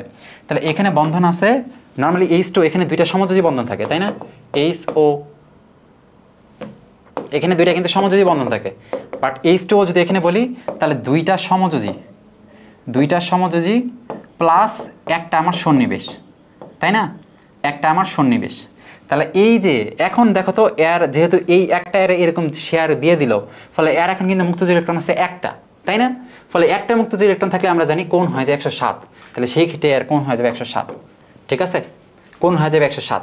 তেমনি তোমার যদি অ্যামোনিয়াম 4 বলে, NH4+ বলে, NH4+, দেখো নর্মালি অ্যামোনিয়া এর কিন্তু একটা মুক্তজোড়ী ইলেকট্রন ছিল আর 3টা সমযোজী বন্ধন এখানে ছিল। তো যখন একটা H+ আসতেছে, H+ তো একটা আসার পরে কি NH4+ তৈরি করতেছে, তাই না, এটা করতেছে। তো এর তো একই একটা ইলেকট্রন নাই, ফলে এই 2টা এর সাথে কিন্তু সন্নিবেশ বন্ধন গঠন করবে। ফলে NH4 আয়নে কিন্তু একটা মুক্তজোড়ী ইলেকট্রন নাই, ওই 2টা এখন বন্ধন জোড় হয়ে গেছে, একটা মুক্তজোড়ী ইলেকট্রন নাই। ফলে এর যেহেতু একটা মুক্তজোড় নাই, ফলে এই কিন্তু এই যে নাই যেহেতু, ফলে 109 কোণ হয়ে যাবে। ফলে অ্যামোনিয়ার নর্মালি NH4 এর অ্যামোনিয়ার একটা মুক্তজোড়ী ইলেকট্রন থাকে, বাট অ্যামোনিয়াম আয়ন যদি বলে তখন একটা মুক্তজোড়ী ইলেকট্রন থাকে না, মানে সেই ক্ষেত্রে sp3 সংকরণ অনুযায়ী কোণ হবে 109 আর আকার হবে চতুস্তলকীয়। আর পানিতে যদি পানি কি হাইড্রোনিয়াম আয়ন গঠন করে, সেই ক্ষেত্রে মুক্তজোড়ী একটা কমে যায়, একটা থাকে, এই জন্য তখন অ্যামোনিয়ার মতো তার কোণ হয় 107, যেহেতু একটা মুক্তজোড়ী এখন আসেই, ঠিক আছে। জিনিসগুলো বুঝছো। দেখো কোন যৌগ সবগুলো কোণ 90 ডিগ্রি। এখন মনে রাখবা 90 ডিগ্রি সবগুলো কোণ যখন হবে অষ্টতলকীয়, যদি সরল রৈখিক হয়, sp সংকরণ যদি হয়, মানে হিসাব করে তুমি দেখো 2 পাইছো, যেমন কার্বন কার্বন ডাইঅক্সাইড হিসাব করো, কার্বন হলো কেন্দ্রীয় মৌল, কার্বনের লাস্ট ইলেকট্রন থাকে 4টা, প্লাস একযোজি মৌলের সংখ্যা বলছিলাম, এখানে একযোজি মৌল নাই, অক্সিজেন 2 যোজি, এই জন্য এখানে আর কিন্তু 0, ঠিক আছে, 0 ভাগ 2 মানে পাও তুমি 2, আর 2 মানে কি একটা এস একটা পি, একটা এস একটা পি মানে দুইটা তোমার কি অরবিটাল, মানে এই যে একটা এমনে থাকবে একটা এমনে থাকবে, মানে এরা কি সরলরেখী, কোণ কত 180 ডিগ্রি, এইটা যদি 3টা পাও তখন 3টা এরা 3 কোণায় থাকবে, মানে কোণ হবে 120 করে, তাই না, টোটাল তো 360, 3 যদি পাও হিসাব করে, যেমন BCO3 দেখো বর্ণের লাস্টে থাকে কয়টা, 3টা, প্লাস একযোজি মৌল ক্লোরিন আছে 3টা ভাগ 2 পাও কিন্তু 3 মানে কি sp2, সেই ক্ষেত্রে 3 যেহেতু এই যে 3 দিকে থাকবে মানে কোণ হবে 120, যদি পাও 4 সেই ক্ষেত্রে কিন্তু ওরা 3 ডাইমেনশনাল হয়ে যাবে, ঠিক আছে, তো তখন কোণ কিন্তু চতুস্থলকে 109 হয়ে যায়, এটা তোমরা জানো। এরপরে বাকি কোণগুলো আমরা কিন্তু বলি না, তার মানে প্রথম যে আমরা 4টা দেখলাম একটাতেও কিন্তু 90 ডিগ্রি ছিল না, ঠিক আছে, sp-তে 180, sp2 যদি হয় মানে হিসাব করে যদি 3 দেখো তখন 120, আর sp3 যদি হয় মানে চতুস্থল 109, তার মানে 90 আমরা পাইলাম না, তাহলে 90 যেহেতু পাইলাম না তাহলে অষ্টতলিকা যে দেখবে আমরা 90 হয়েছে, ঠিক আছে, অষ্টতলিকা যদি হিসাব করে দেখো 6 হয়েছে, 6 যদি পাও তখন কি sp3 কয়টা, sp3 পর্যন্ত 4টা গেছে, আর 2টা মানে কি d2, ঠিক আছে, আর 2টা দিলে d2, তাহলে এইটা হলো এই সংখ্যা যখন হবে 6 যখন পাবা তখন হয় অষ্টতলিকা। আর এটা চিনার বুদ্ধি কি, দেখবা পাশে 6 আছে, BCl3-তে 3 আছে মানে 3 হয়েছে, ঠিক আছে, এরকম পাশে যত থাকে অত, ঠিক আছে, CH4-এ দেখবা পাশে 4 আছে তাহলে 4 হয়েছে, এই যে SF6 দেখো সালফারের লাস্ট ইলেকট্রন থাকে 6টা, তাই না, যেহেতু 16 2 8 6, আর একযোজি মৌল ফ্লোরিন আছে 6টা, তাহলে 6 6 ভাগ 2, 6 6 ভাগ 2 করলে কত হয়, 6 + 6 12 ভাগ 2 মানে 6 মানে কি হচ্ছে অষ্টতলিকীয়, ঠিক আছে, ফলে অষ্টতলিকীয় কোণ হইলে হবে 90 ডিগ্রি, বাকিগুলো কিন্তু অষ্টতলিকীয় না, এর তো 120 ডিগ্রি, বাকিগুলো দেখবা যে এরা দেখবা যে কি 4 4 8 মানে 4 মানে কি sp3 মানে কি চতুস্থলকে 109, তো এরও দেখবা এরকম, ঠিক আছে, এগুলো সবগুলো দেখবা যে এরকম, BH4 এরকম, তো SF6 পাশে 6 দেখলেই তুমি বুঝবা সেটা হলো অষ্টতলিকীয়, ঠিক আছে। দেখো এখানে sp সংকরিত কার্বনের অসংকরিত p অরবিটালদের মধ্যবর্তী, শোনো sp বলছে মানে একটা s একটা p, মানে p তো আমরা জানি 3টা আছে, a px py pz, তার মানে sp-তে মানে একটা p আছে, মানে হয় শুধু ওখানে শুধু px আছে, তার মানে py আর pz নাই, ঠিক আছে, তার মানে এরা অসংকরিত, বুঝছো, তো sp এখানে অবশ্যই py pz অসংকরিত, বলছে অসংকরিত p অরবিটালদের মধ্যবর্তী কোণ কত, মানে y আর z এর মধ্যবর্তী কোণ কত, আমরা জানি xy বলো বা yz বলো বা zx বলো প্রত্যেকের মধ্যবর্তী কোণ 90 ডিগ্রি, একটা এই দিকে একটা এই দিকে একটা এই দিকে, প্রত্যেকটার মধ্যবর্তী কোণ 90 ডিগ্রি, ফলে এখানে অ্যান্সার হবে 90 ডিগ্রি, ঠিক আছে। এবার দেখো একটি মৌলের শেষ 3টি অরবিটালে ইলেকট্রন বিন্যাস দেওয়া আছে, শেষ 3টা, এর পারমাণবিক সংখ্যা কত, তাহলে তুমি 4p পর্যন্ত নর্মালি ইলেকট্রন বিন্যাস করো না, তুমি তো 30 পর্যন্ত করো, তাহলে এটা কিন্তু তোমার একটু অজানা, তো তুমি কাজ করে আরেকটু বাড়াও, যেমন দেখো এখানে কি দেওয়া আছে 4p6 3d4 5s1, তাই না, এই 4pর আগে কে আছে, 4pর আগে p এর আগে কি আছে 4s, তাই না, 4pর আগে আছে 4s, তাহলে 4s2, এই 4s এর আগে কি আছে 3d10, এখন কিন্তু তুমি চিনো, শোনো তোমার আমি নর্মালি বলছিলাম দেখো যে এই যে আর্গনের পরে 4s2 পর্যন্ত সবসময় 20টা থাকে, কারণ আমরা 3p6 এরপরে কিন্তু 4s লিখি, তারপরে লিখি 3d10, তাই না, আমরা 3p পর সবসময় 4s দিই কারণ আমরা জানি ইলেকট্রন আগে এখানে যায়, তো আমি সব সময় একটা কথা বলছি যে 3p6 এরপর 4s2 পর্যন্ত সবসময় 20টা চলে যায়, এই 20-এর মধ্যে কিন্তু 3d থাকে না, ঠিক আছে, কারণ 3d আমরা জানি 4s এর পরে থাকে, এই জন্য 4s পর্যন্ত আমি বলছি 20টা, এর অতিরিক্তগুলো আমরা বলছি 3d-তে বসাবা, ঠিক আছে, তাহলে এই ক্ষেত্রে এই যে 4s মানে 4sটা তোমার আগে হবে, এই পর্যন্ত 20টা শেষ, ফলে 3d তুমি যদি 4s এর মধ্যে নাও তাহলে কিন্তু 30টা হিসাব করতে হবে, তাহলে এই পর্যন্ত কিন্তু 30টা, বাকি এখানে 6 36 আর 4 40 আর 1 41, অ্যান্সার হবে 41, বুঝছো, তাহলে তুমি জাস্ট একটু আগাই নিলা, যেই পর্যন্ত তুমি চিনো ওই যে 3d 4s এগুলো পর্যন্ত তুমি চিনো, তুমি জানো 4s2 পর্যন্ত আমার 20টা শেষ, এরপরে 3d10, যেহেতু এর আগে তো 3dও ভরা আছে, 3d ভরার পরেই তো 4d-তে গেছে, তাহলে 3dও যেহেতু আছে 4s পর্যন্ত আমার 20টা শেষ, এরপরে যে 3d আসবে 4s এর পর 3d আসবে, 3d-তে থাকে 10টা, ঠিক আছে, এরপরে আসবে আমার 4p, তার মানে 30টা শেষ, এরপরে বাকি যেগুলো আছে এগুলো তুমি যোগ করে দেখবা 41 তুমি পাইতেছো, বুঝছো, তাহলে জাস্ট তুমি একটু আগে বাড়াই নিবা, ঠিক আছে, একটু আগে বাড়াই নিবা, 4p যেহেতু আছে তার মানে কি 4s থাকবে, তারপর 3d থাকবে, ঠিক আছে, তাহলে 4s পর্যন্ত 20টা শেষ, 3d মানে 30টা, আর বাকি এগুলা যোগ করলে তুমি পাইতেছো, তাহলে 2 ধাপ আগাইলে তুমি পাবা কোনটি, পারক্লোরেট, দেখো ClO- ClO, এটা অনেকবার করাইছি, ঠিক আছে, এটা অনেকবার লিখছি। ClO3, ClO4, ClO4, ঠিক আছে। তাহলে এটা দেখবা কি, এটা হলো হাইপোক্লোরাস বা হাইপোক্লোরাইট, ঠিক আছে। ক্লোরাস থাকতে পারে বা ক্লোরাইড থাকতে, এটা হলো হাইপো, আর এটা হলো নর্মাল ক্লোরাস বা ক্লোরাইড, ঠিক আছে। ক্লোরাসও বলতে পারো, ক্লোরাইডও বলতে পারো, যা বলবো ক্লোরাস লিখতেছি তোমরা ক্লোরাইড ধরতে পারো। আর এটা হলো ক্লোরেট, আর এটা হলো পারক্লোরেট, ঠিক আছে। আর নর্মালি Cl তোমরা জানো যেটা, এটা হলো ক্লোরাইড, সোডিয়াম ক্লোরাইড, পড়ো না সোডিয়াম ক্লোরাইড, লাস্টে ড কিন্তু, এগুলো সবার আগে কিন্তু ক্লোরাইড। তাহলে এই ClO যেটা থাকবে, একটা অক্সিজেন যদি থাকে, একটা অক্সিজেন থাকে হাইপোক্লোরাস বা হাইপোক্লোরাইড, যদি দুইটা অক্সিজেন থাকে তাহলে ক্লোরাস বা ক্লোরাইড, যদি তিনটা অক্সিজেন থাকে তাহলে ক্লোরেট, চারটা থাকলে পারক্লোরেট। এরা চাইছে পারক্লোরেট, তাহলে চারটা কই আছে দেখো, এই যে এটা। কোন যৌগে হাইড্রোজেন বন্ধন তৈরি করে না? শোনো, হাইড্রোজেন বন্ধন তৈরি করতে গেলে হাইড্রোজেনের সাথে হয় ফ্লোরিন থাকবে, হাইড্রোজেনের সাথে হয় অক্সিজেন থাকবে, হাইড্রোজেনের সাথে নয় নাইট্রোজেন থাকবে। এই তিনটা ছাড়া কখনোই হয় না, ফলে এই তিনটা থাকবে, ঠিক আছে। এই তিনটা কিন্তু আমার থাকা লাগবে। এখন যদি বলে এদের মধ্যে কারো বেশি হাইড্রোজেন বেশি, তাহলে এই যে HF এর সব থেকে বেশি, তারপরে HO, তারপরে HN, ঠিক আছে। তড়িৎ তত যার বেশি তার, ফলে এই যে HF এর এটা সব থেকে বেশি, কিন্তু তোমার তো বেশি মাত্রা চাই নাই যে কার বেশি, বলছে কার মধ্যে থাকবে, ফলে HF যার মধ্যে আছে, OH যার মধ্যে আছে, NH যার মধ্যে আছে, এরা কিন্তু দিবে। তাহলে একটু তাকাও, এই যে এটা এখানে তো OH আছে, তার মানে এটা দিবে। HF এটা তোমার মধ্যে, এই যে HF আছে, দিবে। এই যে এইটা তোমার একটু অচেনা লাগতেছে, বাট আমি একটু বলি, এই যে C2H2O4, এটা হলো কুহু, তোমরা পড়ছো না, কুহু মানে কি, অক্সালিক অ্যাসিড, তার মানে এর মধ্যে কিন্তু OH আছে, তাই না, COOH এমনি কিন্তু থাকে, ঠিক আছে। এমনি কিন্তু আসলে তোমার কি মানে অ্যাসিডমূলক কিন্তু এমনি থাকে, তার মানে এখানে অবশ্যই OH একটা থাকে, ফলে এই অ্যাসিডও থাকবে, ঠিক আছে। এখানে দেখো অ্যালকোহলেও কিন্তু OH আছে। অ্যালকোহল আর অ্যাসিড এদের মধ্যে অ্যালকোহলে থাকে কি OH, যেটা কিন্তু এই যে OH থাকে, এটা কিন্তু হাইড্রোজেন বন্ধন দিবে। আর অ্যাসিডেও থাকে কিন্তু OH, সেটাও কিন্তু দিবে, ঠিক আছে।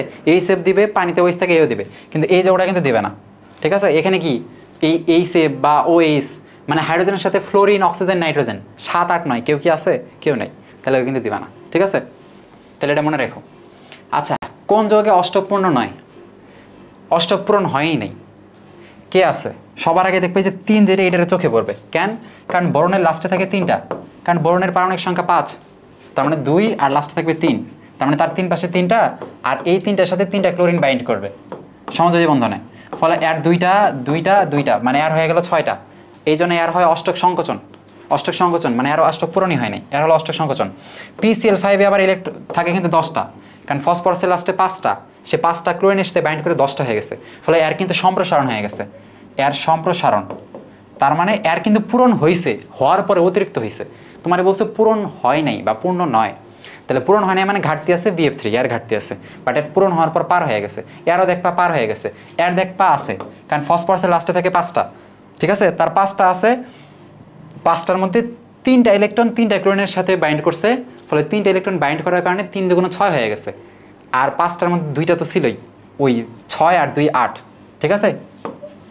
1 2 3 4 5, এই 3টা ক্লোরিনের সাথে বাইন্ড করে, ফলে 3 × 6 হয়ে গেছে, আর এই 1 এই 2 8, ফলে এর কিন্তু অষ্টক একদম পূর্ণ, ফলে অষ্টক সম্প্রসারণ, এর অষ্টক সম্প্রসারণ, এর অষ্টক সংকোচন, এর কিন্তু অষ্টক পূরণ, মানে 8টাই আছে, ঠিক আছে। তাহলে সেই অনুযায়ী যেহেতু সংকোচন এইটা হবে, তাহলে সম্প্রসারণ যদি চাই তাহলে PCl5 কিন্তু সম্প্রসারণ, ঠিক আছে। আর এই যে এর BF3 অষ্টক ঘাটতি আছে, এই জন্যই কি লুইস অ্যাসিড হিসেবে কাজ করে। অষ্টক সংকোচন কিন্তু AlCl3 এরও আছে, ঠিক আছে। এরও দেখবা লাস্টে 6টা ইলেকট্রন, অ্যালুমিনিয়ামের লাস্টে 3টা ক্লোরিনের সাথে বাইন্ড করে 6 হয়ে গেছে, ফলে যেহেতু 2টা ঘাটতি আছে, এই জন্য এই 2টারই কি অষ্টক সংকোচন হয়। আর যাদের অষ্টক সংকোচন হয় মানে ইলেকট্রনের ঘাটতি আছে, তারা ইলেকট্রন চায়, এই জন্য তারা কি হয়ে যায়, তারা হয়ে যায় তোমার কি লুইস অ্যাসিড, কারণ লুইস অ্যাসিড আমরা জানি যারা ইলেকট্রন গ্রহণ করে এরা লুইস অ্যাসিড। আবার এরা কিন্তু ইলেকট্রোফাইল হিসেবে কাজ করে, কারণ আমরা জানি ইলেকট্রোফাইলকে যে ইলেকট্রনকে আকর্ষণ করে, তো এদের লাস্ট ইলেকট্রনের ঘাটতি আছে, তো এরা ইলেকট্রন চাবে, আকর্ষণ করবে, এই জন্য এরা কি অষ্টক সংকোচন হয়েছে, এরা লুইস অ্যাসিড, এরা ইলেকট্রোফাইল, সব কিছুই, বুঝছো? এগুলা মাথায় রেখো। এই দেখো আগেরটা, আবার আমি বললাম যে একটু আগে বাড়াই নেবা, তাহলে এখানে দেখো 4d1 দেওয়া আছে, 5s2 দেওয়া আছে, তাই না? 4dর আগে কে আসছে দেখো, 4dর আগে কি আসবে? 4p6। অবশ্যই এগুলোর আগে পূরণ আছে দেখে তো ইলেকট্রন এই পর্যন্ত গেছে, তাহলে এগুলো পূরণ করে দিতে হবে। 4p6, তারপরে 4s2, তারপরে কি 4 আমার শেষ, তাই না? এবার আমি 3d দিব, 3d10। তো এই যে 3d10 4s2 এই পর্যন্ত কয়টা? 30টা। আমি বলছিলাম না 4s পর্যন্ত 20টা হয়, কিন্তু যখন তার মধ্যে 3d থাকবে না, 3d যখন 4s এর বাইরে থাকবে, বাট 3d যেহেতু ভিতরে আছে মানে এখানে 30টা। 30, 6, 36, 1, 37, 38, 39, তাহলে এই যে 39। অ্যামোনিয়া মানে আকৃতি, এটা একটু আগে দেখালাম। নর্মালি অ্যামোনিয়া যেটা আছে এর আকার হয় ত্রিভুজ আকার, ঠিক আছে? কারণ এর একটা মুক্তজ ইলেকট্রন থাকে, এই জন্য কোণ 109 থেকে কমে 107 হয়।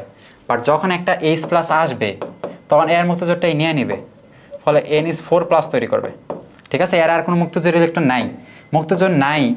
আর যদি সংকরণ হয় sp3, এর তো সংকরণ sp3 কেমনে? নাইট্রোজেনের লাস্টে আছে ইলেকট্রন 5টা, তাই না? প্লাস একযোজী মৌল আছে কয়টা? 4টা। একযোজী মৌল আছে কয়টা? 4টা। এই যে প্লাস একটা আয়ন যদি থাকে তাহলে -1 হবে, ভাগ 2। তাহলে দেখো 9 থেকে 1 বাদ 8 ভাগ 4, 4 মানে কি? sp3, ঠিক আছে? তাহলে এর যে কোণ, যেহেতু আর একটা মুক্তজোর নাই সংকট sp3, ফলে এর কিন্তু চতুস্থলিকীয় হবে, মানে মিথেনের মতো হবে। তাহলে চতুস্থলিকীয়।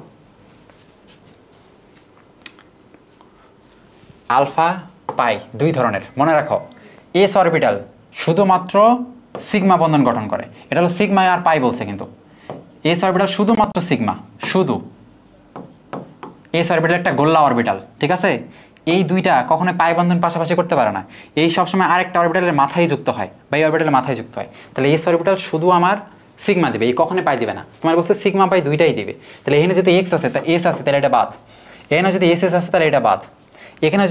এখানে যদি এস আছে এটাও বাদ, ঠিক আছে? এখন এখানে বলছে যে sp3 আর p, sp3 মানে এরকম একটা অরবিটাল, 4টে সংকরিত, ফলে এর সাথে একটা p অরবিটাল যদি এরকম করে আসতে চায় তাহলে এই অবশ্যই এদের মাথায় যুক্ত হইতে হবে, ঠিক আছে? কারণ সেম জাতীয় জিনিস পাশাপাশি হইলে পাই অরবিটাল হয়। p তো আছে একটা, তাহলে এই একটা তো কারো পাশাপাশি যুক্ত হইতে পারবে না, কারণ অসংকরিত আর কেউ নাই, এই তিনটাই তো তোমার সংকরিত, ফলে এদের মাথায় কিন্তু যুক্ত হওয়া লাগবে, এরকম করে মাথায়। কারণ এই তো দুইটা নেই, বাট এখানে দেখো p আছে দুইটা, তাহলে p দুইটা এরকম, যেহেতু p দুইটা মানে একই বরাবর থাকলে তারা পাশাপাশি পাই বন্ধন গঠন করতে পারে, আবার তারা মুখামুখি যুক্ত হয়ে সিগমা বন্ধন গঠন করতে পারে, ঠিক আছে? তাহলে অ্যান্সার হবে যে এইটা, বুঝছো? অ্যান্সার এইটা। p যেহেতু আছে, ওরা p মুখামুখি অনেক টাইমে যুক্ত হয়, p পাশাপাশি যুক্ত হয়। এস আছে মানে আগেই বাদ, এস শুধু সিগমা, ঠিক আছে?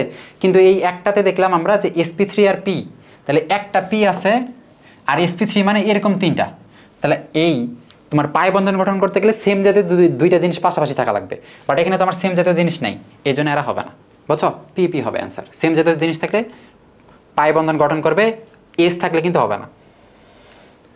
আচ্ছা, কোন যৌগে বা যৌগমূলকে সন্নিবেশ বন্ধন অনুপস্থিত? দেখো এইটা একটা শর্টকাট বলি। নর্মালি অক্সিজেন যদি একটু বেশি দেখো, একটু বেশি, ঠিক আছে, তাহলে সেখানে কিন্তু সন্নিবেশ থাকে, অ্যান্ড প্রত্যেকটা এখানে আঁকাইতে হবে, ঠিক আছে? আঁকানির পর কিন্তু তোমার ক্ষেত্রে সময় আছে, তুমি প্রত্যেকটার গাঠনিক স্ট্রাকচার কি মুখস্থ রাখবা না তো।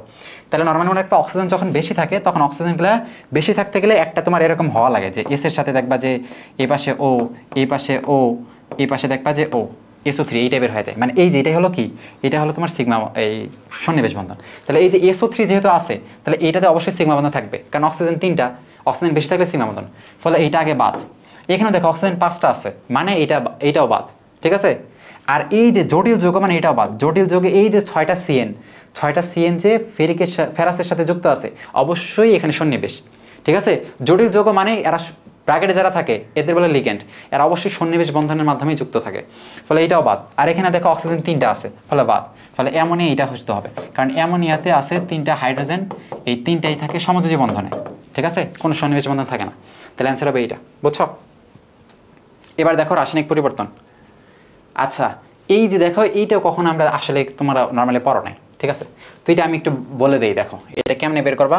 প্রথমে তোমার এখানে এই যে ডাইপোল মোমেন্টের একটা মান দিছে, এখন ওরা ডাইপোল মোমেন্টের একটা মান দিছে, তুমি এখন একটা ডাইপোল মোমেন্টের মান দেখবা, ঠিক আছে?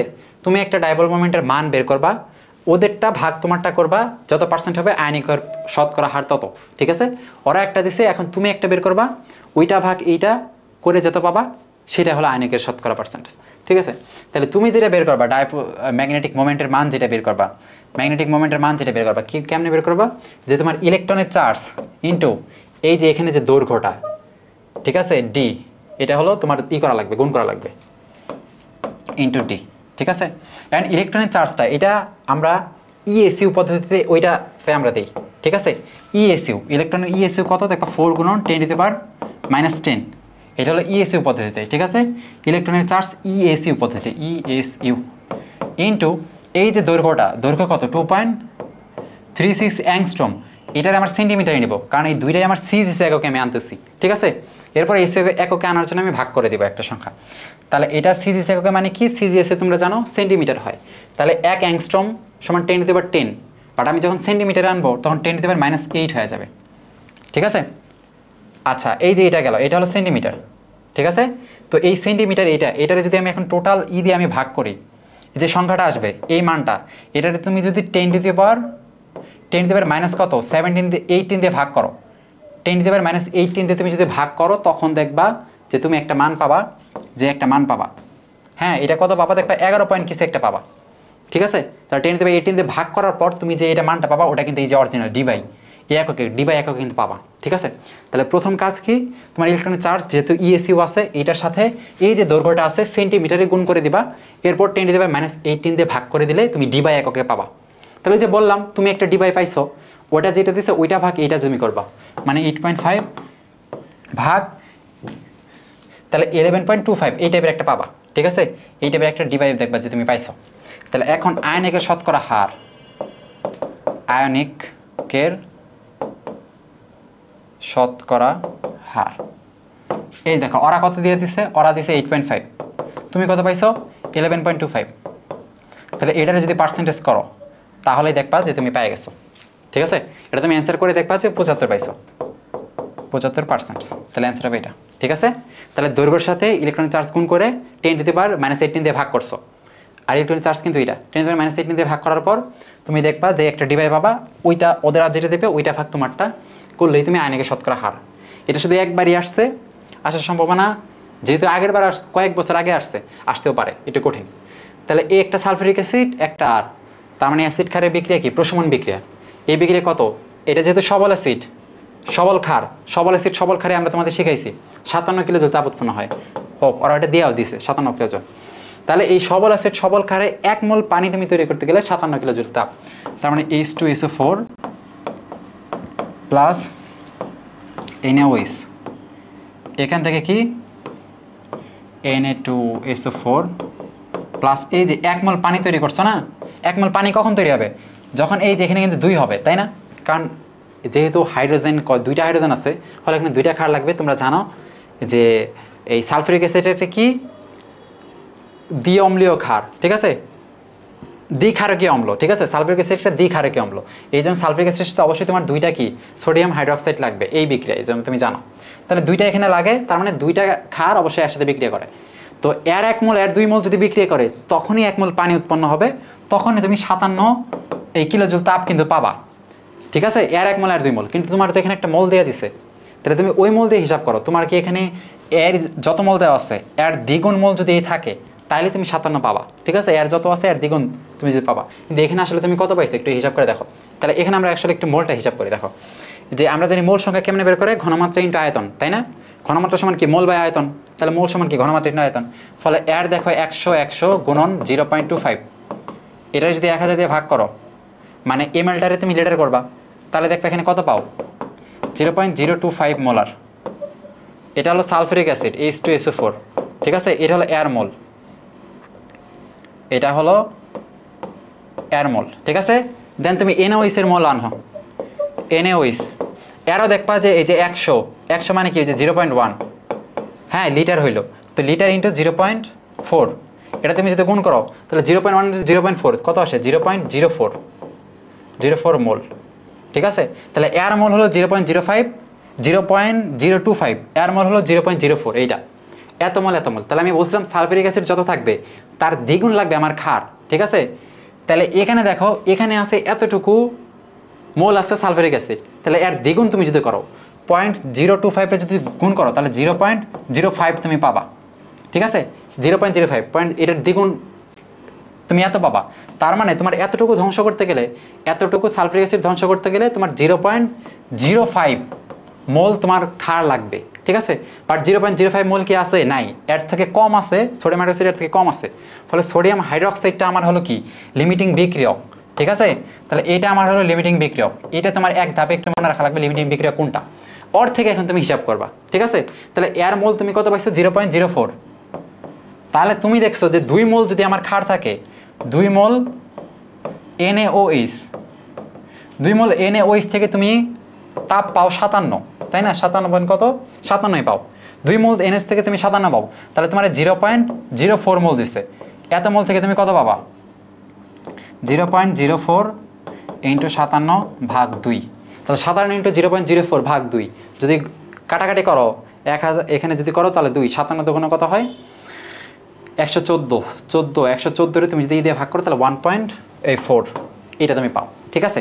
তাহলে এক কথায় তুমি যে 2 মোল তুমি এইভাবে লিখতে পারতা যে 1 মোল সালফিউরিক অ্যাসিড থেকে আমি পাই 57 তাপ, তাহলে এখানে কত মোল আছে? 0.02 মোল, এত মোল থেকে আমি পাই এত, ঠিক আছে।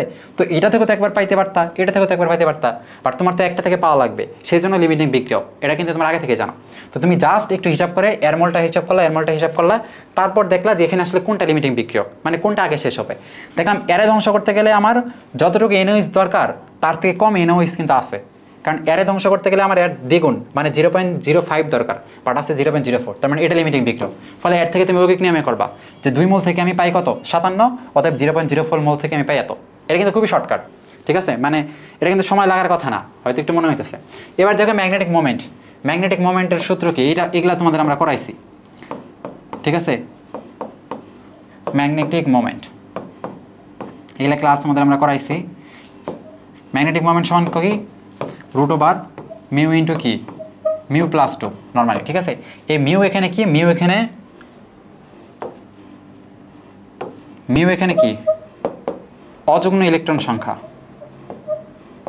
অযুগ্ম ইলেকট্রন সংখ্যা মানে বিজোড় ইলেকট্রন সংখ্যা, ঠিক আছে। তাহলে এখানে বিজোড় ইলেকট্রন কয়টা আছে? Fe3 মানে Fe3+, ঠিক আছে। Fe3+, এখানে Fe3+। তাহলে আয়রন আমরা জানি 4:2 পর্যন্ত তোমার কয়টা? 20টা শেষ। আয়রন 4:2 পর্যন্ত 20টা শেষ। 20-এর পরে আয়রন যেহেতু 26, তাহলে 3D অতিরিক্ত, 20-এর অতিরিক্ত গেলে 3D দিয়ে বসে, তাহলে 3D6, ঠিক আছে। তাহলে 26টা শেষ। যখন আমি 3+ করছি, 3+ মানে 3টে ইলেকট্রন চলে যাবে, তাহলে আগে যাবে 4s থেকে, তাহলে 4s আমার 0, আরও থাকে একটা, তাহলে 3D থেকে যাবে মানে 3D5। তাহলে Fe3+ করলে 3D5 হয়, আর Fe2+ করলে 3D6ই হয়, কারণ 2টা ইলেকট্রন তখন 4s থেকে যায়। তাহলে 3+ করার কারণে 3D5। 3D5 মানে কি? এই যে এরকম এই 1, এই 2, এই 3, এই 4, এই 5, তাহলে 5টা বিজোড় ইলেকট্রন আছে। তাহলে এখানে মিউ এর মান কিন্তু 5, তাহলে 5 × 5 + 2, তার মানে 5 × 5 = 35, তাহলে √35। যদি √36 হতো তাহলে হয়তো 6, যেহেতু 35 ফলে 6-এর থেকে একটু কম, 5 পয়েন্ট কিছু একটা, এই 5 পয়েন্ট এই যে 48, ঠিক আছে। তাহলে বিজোড় ইলেকট্রন বের করাটা খুবই সহজ। প্লাস আয়ন যেটা করবে 4s পর্যন্ত তোমার 20টা শেষ, 4s2 পর্যন্ত। এরপর অতিরিক্ত যেটা আয়রন যেহেতু 26, যদি নিকেল বলতো তাহলে 3D8 হইতো। এরপরে যত আয়ন বলবে 4s থেকে আয়ন ওই ইলেকট্রন সরাই দিবা, 2 বললে 4s2 থেকে সরাই দিতা, 3D তে ওই কয়টাই থাকতো। বাট 3 যখন আয়ন বলে তখন 3D থেকে একটা চলে যায়, বুঝছো? আচ্ছা, 20% বিয়োজিত হয় সাম্য অবস্থায় একটা ATM চাপ উৎপন্ন হয়। কেপির মান কত? কেপির মান চাইছে। আচ্ছা এখানে দেখো, এখানে কি? এই যে A B + C, ঠিক আছে। 20% বিয়োজিত হয়, তাহলে শুরুতে এটা ছিল আমার কত? 100%। শুরুতে আমার এটা ছিল কত? 100%। আর এরা তো 0, কারণ প্রাথমিক অবস্থায় তো এমনই থাকে, প্রাথমিক অবস্থায়, ঠিক আছে। বিক্রিয়ক পুরা এটা। এন্ড সাম্য অবস্থায় কি আছে আমার?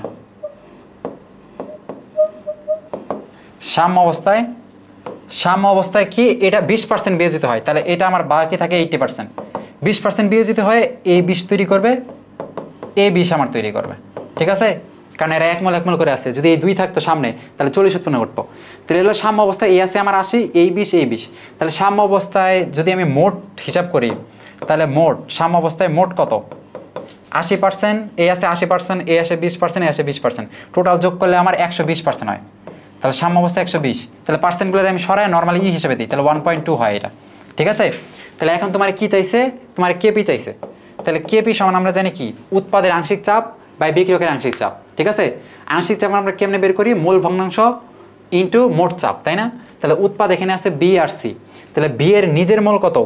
20% মানে কি 0.2, তাহলে এই যে বি এর নিজের মোল হলো 0.2 ভাগ নিজের মোল হলো 0.2 ভাগ মোট মোল হলো 1.2, তাহলে নিজের মোল বাই মোট মোল এটা হলো কি? মোল ভগ্নাংশ। মোল ভগ্নাংশের সাথে আমরা মোট চাপ যোগ করলে আংশিক চাপ পাই, তাহলে এটা হলো আংশিক চাপ। তাহলে বি এর যে আংশিক চাপ সি এর তো একই হবে, কারণ সি এর মোল তো এইটাই, তাহলে সি এর ওই 0.2 ভাগ 1.2 এটাই হবে। ফলে দুইটা যেহেতু এই জন্য এই স্কোয়ার করে দিলাম, ঠিক আছে? এইটারও যারা বের করবো এইটার বের করবো, দুইটা একই হবে, এই জন্য আমি দুইটা লেখার জন্য স্কোয়ার করে দিছি। বাই বিক্রিয়কের কত? 0.8, তাহলে বিক্রিয়কের নিজের মোল হলো 0.8 বাই মোট মোল ওই একই, মোট মোল একই ইন্টু 1.5, ঠিক আছে? এটা তো একটাই আছে এটা, তাহলে এটা যদি ক্যালকুলেশন করো তাহলে তোমরা পাবা। এটা ক্যালকুলেশন করে দেখবে যে এটা হবে অ্যান্সার, ঠিক আছে? এটা কিন্তু ক্যালকুলেশন, নিজের মোল বাই মোট মোল, তাহলে এটা কিন্তু করা গেল, ঠিক আছে? এবার দেখো এই যে একটা বিক্রিয়া দিছে, এখানে দেখো এই যে প্লাস মানে কি? ডেল এইচ এর ভিতরে যদি প্লাস থাকে তাহলে হয় তাপ হারি, ডেল এইচ এর ভিতরে মাইনাস থাকলে তাপ উৎপাদী। যদি এইটার সাথে ডিরেক্ট প্লাস দেওয়া থাকে তার মানে তাপ উৎপাদী, উৎপাদের সাথে ডিরেক্ট প্লাস দেওয়া থাকলে তাপ উৎপাদী, বা ডেল এইচ এর ভিতরে যদি মাইনাস থাকে তাহলেও তাপ উৎপাদী, ঠিক আছে? ডেল এইচ এর ভিতরে মাইনাস থাকলে তাপ উৎপাদী, আর প্লাস থাকলে তাপ হারি। আর যদি উৎপাদের সাথে প্লাস দেয় তার মানে তাপ উৎপাদী, তাহলে হয় সাথে থাকতে পারে নয় ডেল এইচ এর মধ্যে থাকতে পারে। ডেল এইচ এর মধ্যে থাকলে মাইনাস থাকবে, আর যদি উৎপাদের সাথে ডিরেক্ট না থাকে তাও ওই তাপ উৎপাদী হবে, বুঝছো কিনা? তাহলে এই বিক্রিয়ায় তাপ কমালে, তাহলে যেহেতু বিক্রিয়াটা একটা তাপ হারি বিক্রিয়া, কারণ পজিটিভ তাপ হারি বিক্রিয়া আমরা জানি যে তাপমাত্রা যদি আমরা বাড়াই তাহলে উৎপাদ বাড়বে, মানে বিক্রিয়া সামনের দিকে যাবে, তাপমাত্রা বাড়ালে সামনের দিকে যাবে, এটা হলো তাপ হারিতে। আর তাপ উৎপাদিতে তাপমাত্রা বাড়ালে বিপরীত দিকে আসবে, এটা মনে রাখো, ঠিক আছে? লাসা ত্রিনীতিতে কি বলে? তাপ উৎপাদী বিক্রিয়ায় তাপমাত্রা বাড়লে বিক্রিয়া পিছনের দিকে আসে, ফলে উৎপাদ আসলে কমবে, পশ্চাৎমুখী বিক্রিয়া হবে, মানে কি? এরা তৈরি হবে আর এই আস্তে আস্তে ক্ষয় হবে। আর তাপ হারি বিক্রিয়া হলে যদি তাপমাত্রা বাড়াও সামনের দিকে যাবে, ফলে এরকম, ফলে তাপ হারিতে সামনে যায়, তাপ উৎপাদিতে পিছনে আসে যদি তাপমাত্রা বাড়াও। আর চাপের ক্ষেত্রে মোল সংখ্যা বেশি থেকে কমে যায়, মোল সংখ্যা বেশি, এখানে উৎপাদে মোল সংখ্যা বেশি, বিক্রিয়কের মোল সংখ্যা কম, ফলে যদি চাপ বাড়াও ফলে এইখান থেকে এরা এই পাশে আসবে, মানে পশ্চাৎমুখী হবে। তাহলে তাপ কমালে বলছে, তাহলে তাপ যদি কমাও, তাহলে যেহেতু এই কি তাপ হারি বিক্রিয়া, ফলে তাপমাত্রা বাড়াইলে সামনের দিকে যাবে, আর তাপমাত্রা কমাইলে বিপরীত দিকে আসবে, ফলে তাপমাত্রা কমাইছে ফলে এই দিকে আসবে, ঠিক আছে? ফলে উৎপাদ কমবে, বিক্রিয়ক বাড়বে। ফলে তাপমাত্রা কমালে ও চাপ বাড়ালে, তুমি যদি চাপও বাড়াও ফলে এরা এই দিক থেকে তো এই দিকে আসবে, বেশি মোল থেকে কম মোল, ফলে তাপমাত্রা কমালেও এইদিকে আসতেছে, চাপ বাড়ালেও এইদিকে আসতেছে, তাহলে বিক্রিয়া কি পশ্চাৎমুখী হবে, তাহলে এই যে পশ্চাৎ দিকে অগ্রসর হবে, ঠিক আছে? বা উৎপাদ কমবে, বিক্রিয়ক বাড়বে। 37 ডিগ্রি সেন্টিগ্রেড তাপমাত্রা একটি বিক্রিয়ার বেগ ধ্রুবকের মান 27 ডিগ্রি সেন্টিগ্রেড তাপমাত্রা বেগ ধ্রুবক, এই যে এক তাপমাত্রায় বেগ ধ্রুবক এত, আরেক তাপমাত্রায় বেগ ধ্রুবক এত, এটার একটা সূত্র আছে, লন K2/K1, এটা হলো শেষ বিক্রিয়ার হার ধ্রুবক, এটা হলো আদি বিক্রিয়ার হার ধ্রুবক, সমান ইয়ে বাই কি আর, এখানে আমি 2 আগে লিখছি, তাহলে এখানে আগে আমি 1 লিখবো, প্রথম তাপমাত্রা, এখানে হলো দ্বিতীয় তাপমাত্রা। এটা হলো সূত্র, একদম মুখস্থ, কারণ এই সূত্র দিয়ে আমরা দেখলাম অনেক ম্যাথ আসছে, ঠিক আছে? দেখবা বেশ কয়েকটা ম্যাথ আসছে, তাহলে এইটা মনে রাখা লাগবে, ঠিক আছে? লন K2/K1, K2 মানে যদি 2 উপরে থাকে তাহলে এখানে 1/T1, মানে 1টা নিচে হবে, ঠিক আছে? মানে 1টা আগে আসবে, 2টা পরে যাবে, আর এখানে তুমি যদি 1 দাও তাহলে এখানে 2টা আগে আসবে, এটা নর্মাল নিয়ম। তাহলে এখন তোমার এখানে কি বলছে? তাপমাত্রা দুইটা দিয়ে দিছে, তাই না? তোমার কি দিছে? বিক্রিয়ার বেগ ধ্রুবকের মান দ্বিগুণ হয়, ফলে K2 এর মানটা কি হয়? K1 এর থেকে দ্বিগুণ হয়ে যায়, ফলে K2 জায়গাতে আমি কি বসাবো? 2K1, ফলে 2K1 কাটা মানে কি লন 2 হয়, লন 2 বাই এখানে তোমার চাইছে কি সক্রিয় শক্তি ই এর মান চাইছে, ইন্টু আর এর মান, যেহেতু কিলো জুল পার মোল জুল, ফলে আর এর মান জুলে বসাইতে হবে, মানে 8.314, ঠিক আছে? ইন্টু এখানে 1 বাই আদি তাপমাত্রা কত ছিল, কম তাপমাত্রা যেটা,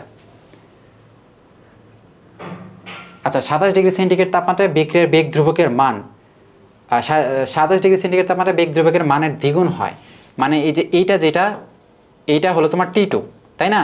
এই ক্ষেত্রে বেগ ধ্রুবক হলো কি? এই ক্ষেত্রে বেগ ধ্রুবক হলো K2, যেটা 2K1, ঠিক আছে? তাপমাত্রা বাড়াইলে অবশ্যই বেগ ধ্রুবক বেশি হয়, তাহলে যেহেতু K2 বেগ ধ্রুবকের মান বেশি, এই জন্য K2 সমান কিন্তু ওই T2 ওইটাই, মানে এই 37 ডিগ্রি, ফলে T1টা কম তাপমাত্রা, মানে কি 27 ডিগ্রি, 27 ডিগ্রি মানে কত? 300 কেলভিন, ইন্টু 1 বাই এটা হলো 37 মানে কি 310 কেলভিন। তাহলে এটা যদি একটু ক্যালকুলেশন করো, এই লন 2 এটার এই পাশে গুণ করে দাও, ভাগ এটার দিয়ে যদি ভাগ করে দাও তাহলে ই এর মান পাবা, এটা দেখবে অ্যান্সার কত আসছে, এটা দেখবে একটা অ্যান্সার এই যে 53 পয়েন্ট, এটা হয়তো আসবে। ঠিক আছে, তাহলে এটা কিন্তু একদম মুখস্থ। তারপরে 6 গ্রাম কার্বনের বাতাসে পূর্ণ দহন, দহন মানে অক্সিজেনের সাথে বিক্রিয়া, তাহলে কার্বন প্লাস অক্সিজেনের বিক্রিয়ায় কার্বন ডাইঅক্সাইড তৈরি হবে। কত অণু প্রয়োজন? তাহলে এখানে কার্বন দেখতেছি আমরা 12 গ্রাম। 12 গ্রাম কত? 12 গ্রাম যদি হয় তাহলে আমরা দেখতেছি 1 মোল অক্সিজেন লাগে। 1 মোল অক্সিজেন মানে কি? অ্যাভোগাড্রো সংখ্যা মানে Na। ঠিক আছে, 12, তোমার 6 গ্রাম বলছে, তাহলে 12 গ্রাম যদি Na হয় তাহলে 6 গ্রাম কত হবে? Na/2, তাই না? কৈকিক নিয়ম।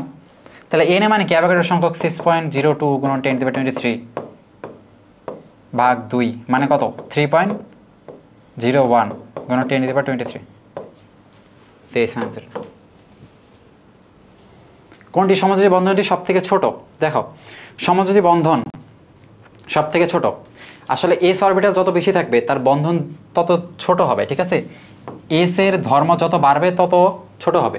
এখানে হাইড্রোজেন হাইড্রোজেন দেখো, হাইড্রোজেনের লাস্টে একটা ইলেকট্রন থাকে 1s 1a, তাহলে এর অরবিটালটা কিন্তু এস অরবিটাল, এই হাইড্রোজেনের এস অরবিটাল, ফলে দুইটা কিন্তু আসলে এস এস হইতেছে, তাই না? এস এস অরবিটাল দূরত্ব, ফলে এর দূরত্ব কম।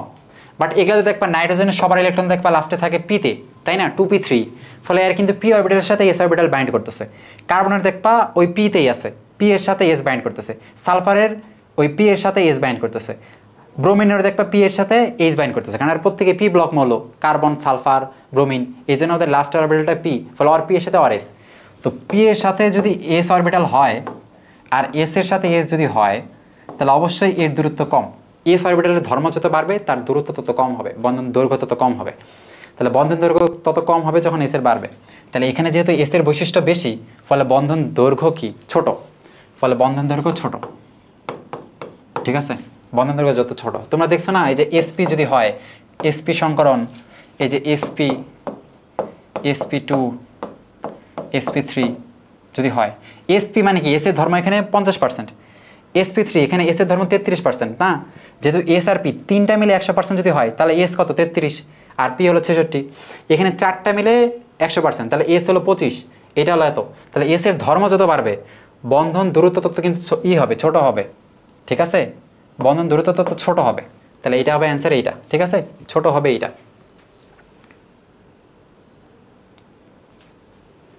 আচ্ছা, এরপরে দেখো 0. এত মোল অ্যামোনিয়াম হাইড্রোক্সাইড ও 0.18 মোল এত তৈরি করতে বাফার দ্রবণ, দেখো বাফার দ্রবণের পিএইচ বের করতে বলছে, আর এখানে পিকেবি দেওয়া আছে। তাহলে পিএইচ, বাফার দ্রবণের পিএইচ এর সূত্র কি জানো? পিএইচ সমান কি? পিকে এ। আচ্ছা, এটা দেখো একটা ক্ষার, তাই না? তাহলে ক্ষারেতে তুমি ডিরেক্ট পিএইচ পাবা না, তুমি কি পাবা? পিওএইচ পাবা। পিওএইচ সমান কি? পিকেবি, তাই না? পিকেবি প্লাস লগ, উপরে হলো সল্ট আর নিচে হলো বেস, তাই না? যদি পিএইচ হইতো তাহলে এটা পিকেএ হইতো, এতে অ্যাসিড, আর লগ সল্ট বাই তখন অ্যাসিড হইতো নিচে। ঠিক আছে, যেহেতু একটা ক্ষার এই জন্য আমরা পিএইচ পাবো, পিওএইচ পাবো, পরে আমরা 14 থেকে বাদ দেবো। তাহলে এটা পিকেবির মান দেখো কত? 4.75 প্লাস লগ ইন্টু সল্ট, এই যে অ্যামোনিয়াম ক্লোরাইড, অ্যামোনিয়াম ক্লোরাইড, এটা কত আছে? 0.18 ইন্টু 0.36। এর থেকে এর মান যেহেতু বড়, ঠিক আছে, ফলে এই টোটাল মানটা আসলে ছোট, ফলে এই মানটা দেখবা লগ আসলে কি হয়ে যাবে? লগ দেখবা মাইনাস হয়ে গেছে। ঠিক আছে, ফলে এই মানটা দেখবা আসলে কত হবে? মাইনাস হয়ে যাবে। তাহলে এটা 4.75 প্লাস এই মানটা কিছু একটা হবে। ঠিক আছে, এরপরে তুমি যদি কি করো, তোমার চাইছে পিএইচ, তাহলে পিএইচ চাইছে জাস্ট 14 থেকে ওটা বাদ দিয়ে দেবা, 14 থেকে এই মানটা বার। ঠিক আছে, 4.75 এই একটা মান বাদ দেবা, মান বাদ দিয়ে দেখবা যে 14 থেকে ওটা বাদ দিলে যেটা পাইতেছো। ঠিক আছে, এটা তো আসলে লগ 1/2 হইতেছে। এই 4.75 প্লাস লগ হাফ যে মানটা হবে 14 থেকে বাদ দিলে তুমি পিএইচ পাবা। তাহলে এগুলোর মধ্যে আসলে অ্যান্সার দেখবে একটা হয়ে গেছে, যে হয়তো 9.5 এই টাইপের কিছু একটা হতে পারে। ঠিক আছে, এইটা আমার একবার ঠিক মনে নেই, তোমরা একটু দেখবা এটা কোন মান আসতেছে। ঠিক আছে, আচ্ছা এইটা একটা দিয়েছে, এই বিক্রিয়া 27 ডিগ্রিতে সাম্যদ্রব্য কেসি এর মান এত, ফলে কেপির মান কত? কেসি কেপি যদি বলে তাহলে কেপি সমান কি জানি আমরা? কেসি ইন্টু আরটি ডেল এন। ঠিক আছে, এই সূত্র তোমরা জানো। কেপি সমান তোমার কি চাইছে? কি চাইছে? কিসের মান চাইছে? কেপির মানই চাইছে। কেসি দেওয়া আছে 0.28 ইন্টু আর,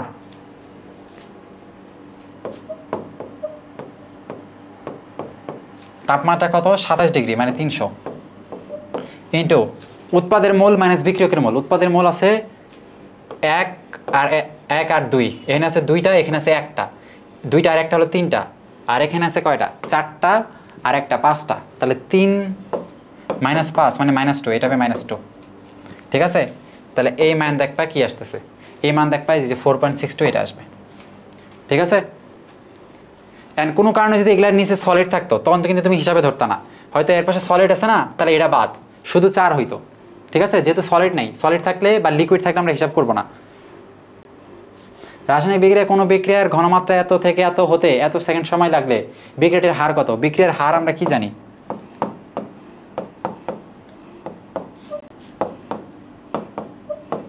ঘনমাত্রার পরিবর্তন বাই সময়।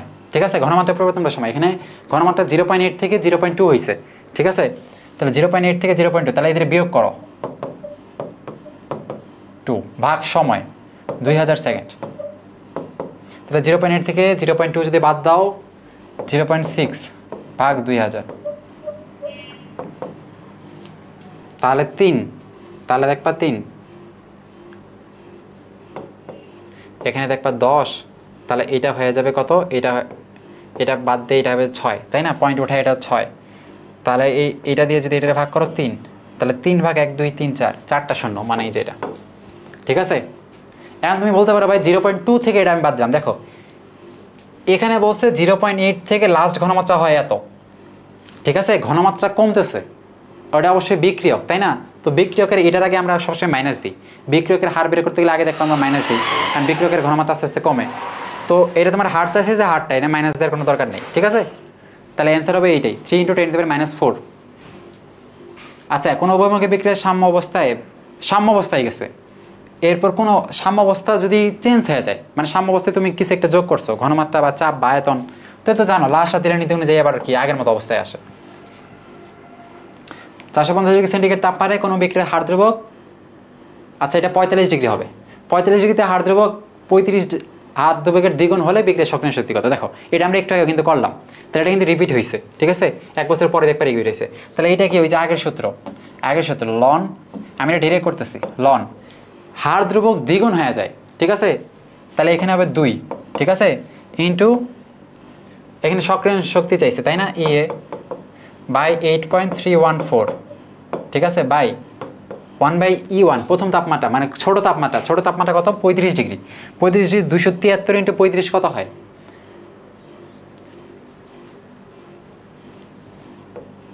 308 মনে হয়। 308 মাইনাস 1/, এটা কত? 45 ডিগ্রি। তাহলে এই যে 273 × 45 কত হয়? দেখবা হলো 318, এই টাইপের। তাহলে এটা ক্যালকুলেশন যদি করো, কোনাকুনি গুণ করে দেখবা যে একটা মান পাইছো। ঠিক আছে, এটার একটা মান পাবা, তাহলে এটা দেখবা কত হবে? 28 56 112, যে কোনো একটা হবে। এটা একটু ক্যালকুলেশন করে দেখে নেবা। ঠিক আছে, এটা আগেরটার মতোই। তাহলে এই জিনিসটা কিন্তু গুরুত্বপূর্ণ। আচ্ছা, এই বিক্রিয়ার কেসির মান এত হলে এই বিক্রিয়ার কেসি কত? দেখো একটা বিক্রিয়া এর কেসি, এর ক্ষেত্রে কেসি। ঠিক আছে, এখন এই বিক্রিয়ার কত? আচ্ছা, এই বিক্রিয়া থেকে ওই বিক্রিয়ার পরিবর্তন কি করছে দেখো তো, জাস্ট একটা হাফ দিয়ে গুণ করছে না, শুধু একটা হাফ দিয়ে গুণ করছে। তাহলে এই বিক্রিয়ার যদি সাম্যদ্রব্য কেসি হয়, এর যদি তুমি হাফ দিয়ে গুণ করো, তাহলে হাফ দিয়ে গুণ করার পর যে বিক্রিয়াটা পাও তার সাম্যদ্রব্য হবে কি? হাফ দিয়ে গুণ করছো না, তাহলে কেসি ইন্টু উপরে হাফ, বুঝছো? অ্যান্ড সাপোজ দেখো ওইটারও পরিবর্তন করে দিছে, হয়তো NH3 into half into plus 3/2 H2, তাহলে এর সাম্যদ্রব্যক যদি কেসি হয়, তাহলে এর সাম্যদ্রব্যক কত তোমার বলতে পারে? তাহলে এর থেকে এর পরিবর্তন কি? এর থেকে এর পরিবর্তন হয়েছিল শুধু হাফ দিয়ে গুণ, এই জন্য এর সাম্যদ্রব্যকের উপরে আমরা হাফ দিয়ে গুণ করছি, ফলে আমরা নতুন সাম্যদ্রব্যক পেয়ে গেছি। ফলে এর থেকে এর চেঞ্জ কি দেখো, এর প্রথমে উল্টাইছে, তাই না? উল্টানির পরে হাফ দিয়ে গুণ করছে, তাহলে উল্টানির পরে NH3টা এই পাশে গেছে, এই NH3 এই পাশে আসছে, তারপর আমরা হাফ দিয়ে গুণ করে ওই 2টা নাই করে দিছে। তাহলে এই উল্টানির কারণে এটা তখন হয়ে যাবে 1/Kc, এটা হলো উল্টানির কারণে। দেন উল্টানির পরে তুমি কিছু পাচ্ছ নাই, তুমি আবার হাফ দিয়ে গুণ করছো, তার মানে যে উপরে আবার হাফ। ঠিক আছে, যেহেতু এটাতে ওরা উল্টাই নাই, শুধু হাফ দিয়ে গুণ করছে, এই জন্য আমরা শুধু ওটার উপরে হাফ দিছি। যদি আমরা এরকম উল্টাইতাম, উল্টানির পরে হাফ দিয়ে করতাম, তাহলে ওই যে উল্টানির কারণে 1/Kc, কেসিটার আমরা উল্টাই দিছি, এরপরে উপরে আমরা হাফ দিছি, বুঝছো কিনা? আর যদি আমরা শুধু উল্টাইতাম, যেমন 2NH3 ইন্টু কি N2 প্লাস 3H2, এটা যদি করতো, মানে শুধু উল্টাই দিছি, তাহলে এর সাম্যযোগ হইতো 1/Kc, সামুদ্রিকটা আমরা উল্টাই দিচ্ছি, ঠিক আছে? তাহলে উল্টানোর কারণে সামুদ্রিক 1/5 হয়ে যায়, আর যত দিয়ে গুণ করবো ওটা উপরে হয়ে যায়, ঠিক আছে? তো আমরা আমি তোমাদের দেখাইলাম অতিরিক্ত, যেহেতু এরা শুধু উল্টাই দিস, হাফ দিয়ে গুণ করে দিচ্ছে, এই জন্য কেসির উপরে শুধু হাফ। তার মানে কেসির মান এখানে কত ছিল?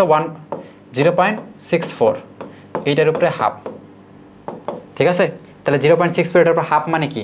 মানে তো রুট 0.64, তাহলে 8 8 64 মানে 0.8, তাই 0.8। বুঝছো কি না? এটা কিন্তু খুবই সুন্দর একটা জিনিস, এইটা আমি তোমাদের পড়াইছি। তোমাদের আমি বললাম না 60 থেকে 70% জিনিস এগুলা পড়ানো হয়েছে, যেগুলো নর্মাল জায়গাতে আসে না, শুধু একটু ট্রিকি জায়গাতেই আসে, ঠিক আছে? এ থেকে এই পর্যন্ত 5টি নমুনার, আচ্ছা 5টা পিএইচ দেওয়া আছে, হাইড্রোজেন আয়নের ঘনমাত্রা কত? শোনো, পিএইচ যত বেশি তার হাইড্রোজেন আয়নের ঘনমাত্রা তত কম, ঠিক আছে? হাইড্রোজেন আয়নের ঘনমাত্রা যত বেশি থাকবে সে তত বেশি, পিএইচ যত বেশি হয় আমরা জানি, পিএইচ বেশি হইতেছে মানে কি? সে ক্ষারের দিকে চলে যেতেছে। পিএইচ যত কম হবে, 1 2 3 4, পিএইচ যার 1 এ হলো সব থেকে শক্তিশালী অ্যাসিড, পিএইচ যার 2 এ হলো এর থেকে একটু কম শক্তিশালী। পিএইচ যত কম হবে অ্যাসিডটা তত শক্তিশালী হয়, ঠিক আছে? কারণ পিএইচ যত কম হবে তার হাইড্রোজেন আয়ন তত বেশি। আমরা জানি হাইড্রোজেন আয়ন যত বেশি হবে সে তত শক্তিশালী অ্যাসিড, ফলে হাইড্রোজেন আয়ন যত বেশি হয় পিএইচ তত কম হয়। এর জন্য পিএইচ যত কম সে তত শক্তিশালী অ্যাসিড, অথবা হাইড্রোজেন আয়ন যত বেশি সে তত শক্তিশালী অ্যাসিড। ফলে এখানে 5টা পিএইচ দেওয়া আছে, বলছে হাইড্রোজেন আয়ন সব থেকে কম কার? হাইড্রোজেন আয়ন সব থেকে কম হবে কার? যার পিএইচ সব থেকে বেশি। পিএইচ সব থেকে বেশি কার? দেখো এই যে 6, ফলে হাইড্রোজেনের ঘনমাত্রা সব থেকে কম এর 6 সব থেকে। আচ্ছা, কোন যৌগ হাইড্রোজেন বন্ধন গঠন করে না? এইচএফ তো করে, এটা তো আগের জিনিস দেখালাম। এখানে তো ওএইচ আছে, অক্সিজেনের সাথে হাইড্রোজেন আছে, এখানে দেখো ওএইচ আছে, ঠিক আছে? এই যে অ্যামোনিয়া, এখানে কি হাইড্রোজেনের সাথে নাইট্রোজেন আছে, আমি বলছি হাইড্রোজেনের সাথে নাইট্রোজেন থাকা লাগবে বা অক্সিজেন থাকা লাগবে বা তোমার কি ফ্লোরিন থাকা লাগবে, এটা আছে। এই যে CH3CO, এখানে দেখো এটা হলো কিটোন, CH3CO CH3, তাহলে এখানে কার্বনের, এখানে কিন্তু কি হাইড্রোজেনের সাথে অক্সিজেন নাই, আছে? এই অক্সিজেন তো এর সাথে আছে, তাহলে হাইড্রোজেনের সাথে অক্সিজেন নাই, এই জন্য এটা ছিল হবে না, এটা হবে অ্যান্সার। অ্যাসিডের মধ্যে সবথেকে শক্তিশালী কোনটা? এটা প্রত্যেকটা অক্সি অ্যাসিড, মানে লাস্টে অক্সিজেন আছে। ফলে অক্সি অ্যাসিডের ক্ষেত্রে কেন্দ্রীয় মৌলের জারণ সংখ্যা যত বেশি তার তত বেশি। এখানে কেন্দ্রীয় মৌলের জারণ সংখ্যা কত দেখো? ফসফরাসের ক্ষেত্রে কত? এখানে হাইড্রোজেনের হলো +3, 3টা হাইড্রোজেন, হাইড্রোজেন 1 করে, তাহলে হাইড্রোজেন +3, 4টা অক্সিজেন, একটা অক্সিজেনের হয় -2, ফলে 4টা অক্সিজেনের -8, ফলে -8 +3 মানে কি -5, তাহলে এখানে অবশ্যই এইটার হলো +5, ফসফরাসের +5। তেমনি এখানে দেখো 3টা অক্সিজেনের -6, 3 দুগুণ -6, একটা হাইড্রোজেনের +1, তাহলে -6 আর +1 -5, তাহলে এর অবশ্যই +5, তাই না? কারণ টোটালটা 0। তেমনি এখানেও 6 4 এর +4, এখানে 4 দুগুণ 8 6 এর হলো +6, এটা হলো তোমার কত? -2 আর 1, তার মানে এটা অবশ্যই কি +1। তাহলে সব থেকে জারণ সংখ্যা দেখো এই যে এটা H2SO4 এর বেশি, তাহলে এটা জারণ সংখ্যা বের করে তোমরা পারো। সাম্যাবস্থা বাম দিকে নিতে চাও, সাম্যাবস্থা দিকে নিতে চাও, দেখো এটা হলো কি একটা তাপ হারি বিক্রিয়া, তুমি সাম্যাবস্থা এই দিকে আনতে চাও। আমরা জানি তাপ হারিতে তাপমাত্রা বাড়াইলে সামনে দিকে যায়, তাপমাত্রা কমাইলে বিপরীত দিকে আসে, তাহলে তাপমাত্রা কমাইতে হবে এখানে, ফলে তাপমাত্রা কমালে। আবার তুমি যদি চাপের সাথে কম্পেয়ার করো, দেখো উৎপাদে আছে 2 মোল, বিক্রিয়ার কাছে 1 মোল, ফলে আমরা জানি চাপ বাড়াইলে বেশি মোল থেকে কম মোলের দিকে যায়, ফলে তুমি যদি চাপও বাড়াও তাও এখান থেকে বেশি থেকে কমের দিকে যাবে, মানে বাম দিকে যাবে। ফলে চাপও যদি বাড়াও, কিন্তু চাপ বাড়াও অপশনে নাই, তাহলে চাপ বাড়ালেও কিন্তু হইতো।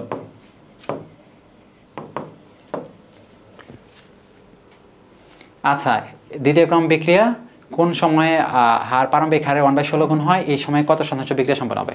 আচ্ছা, তোমরা একটা বিক্রিয়ার হার আর হার, এই দেখো বিক্রিয়ার হার যেটা আছে, বিক্রিয়ার হার তোমরা জানো যে বিক্রিয়ার হার মানে রেট, এই যে আর সমান লেখা যায়, কি লেখা যায়? K × A, মানে A হলো তোমার ঘনমাত্রা, K × C দিই আমি, K × C, এটার ঘনমাত্রা, এর ক্রম যত হবে উপরে হয় তত। দ্বিতীয় ক্রম বলছে, তাহলে এইটা হয় নরমালি, ঠিক আছে? তাহলে এটা হলো বিক্রিয়ার হার সমান, এটা তোমরা একটু মনে রাখো।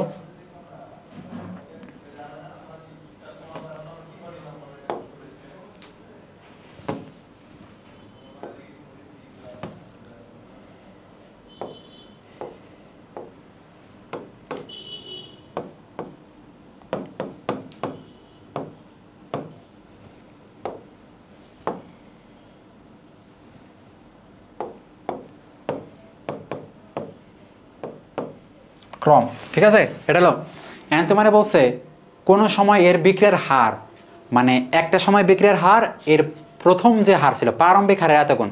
তার মানে এখানে একটা R1 আছে, একটা R2 আছে, ঠিক আছে? এটা হলো প্রথম হার, আর এটা হলো ওই যে কোনো সময় যেটা বলছে এটা হলো ওই সময়ের হার। তাহলে ওই সময়ের হার সমান আমি কে, হার ধ্রুবক সবসময় একই থাকে, যদি বিক্রিয়ার তাপমাত্রা তুমি না চেঞ্জ করো হার ধ্রুবক একই থাকে। তাহলে কে ইন্টু ওই টাইমে ঘনমাত্রা অবশ্যই সেম থাকবে না, ঘনমাত্রা চেঞ্জ হবে। তাহলে ওই ক্ষেত্রে আমি C2 ধরলাম, ইন্টু যেহেতু হার ধ্রুবক 2 মানে স্কোয়ার, ঠিক আছে? যেহেতু বিক্রিয়ার ক্রম 2, দ্বিতীয় ক্রম মানে এখানে স্কোয়ার। আবার প্রাথমিক হার যেটা ছিল, প্রাথমিক হার সমান ওই যে হার ধ্রুবক কে কিন্তু ওইটাই থাকবে যেহেতু তাপমাত্রা সেম।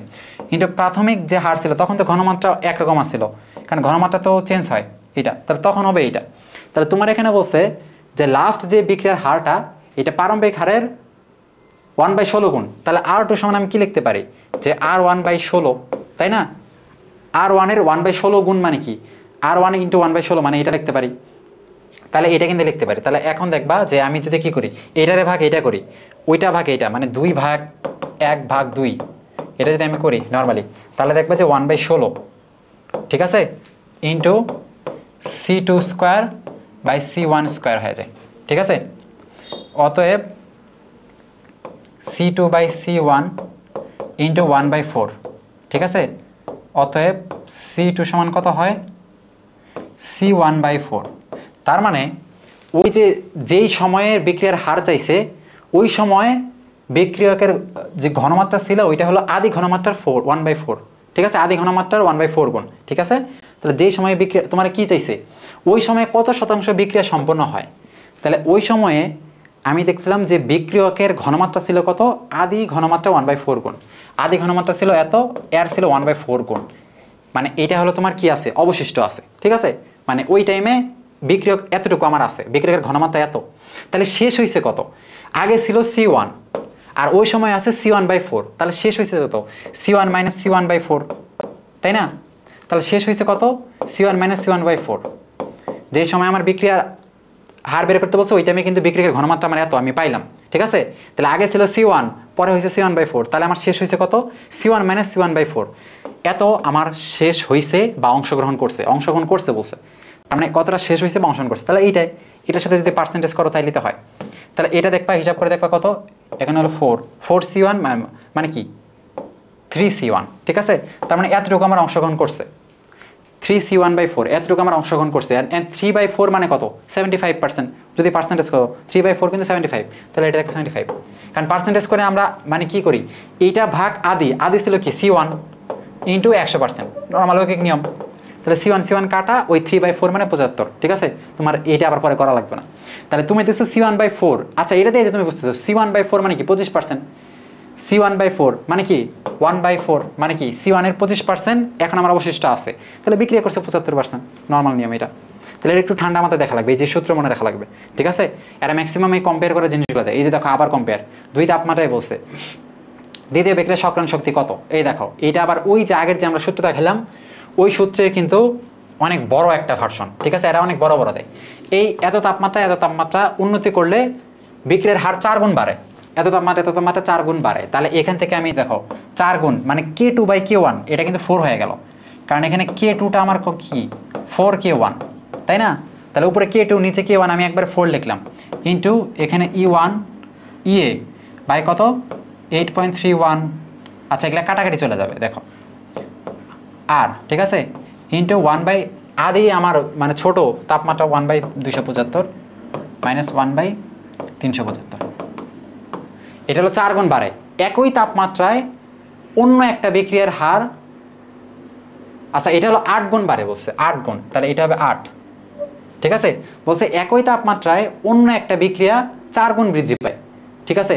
তাহলে যেহেতু বিক্রিয়া অন্য, ফলে তার সক্রিয়ণ শক্তি অবশ্যই আলাদা, ফলে অন্য একটা বিক্রিয়া কি 4 গুণ বাড়ে, মানে এটা 4 হবে, ইন্টু ওইটার সক্রিয়ণ দেখো 4 গুণ বৃদ্ধি পায়। প্রথম বিক্রিয়ার সক্রিয়ণ শক্তি 3, ফলে এই যে এইটা কিন্তু 3 দেওয়া আছে আমার 3, ঠিক আছে? আর এটা কিন্তু 4, এই ক্ষেত্রে আমার কি ই, আর একই তাপমাত্রায় মানে তাপমাত্রা এইটাই আছে 1/275, 1/275 এইটা, ঠিক আছে? তাহলে দেখো এটা ln 8, এটা ln 4, এখানে 3 মান দেওয়া আছে, আর তো দুইটার একই, এটা ওইটা।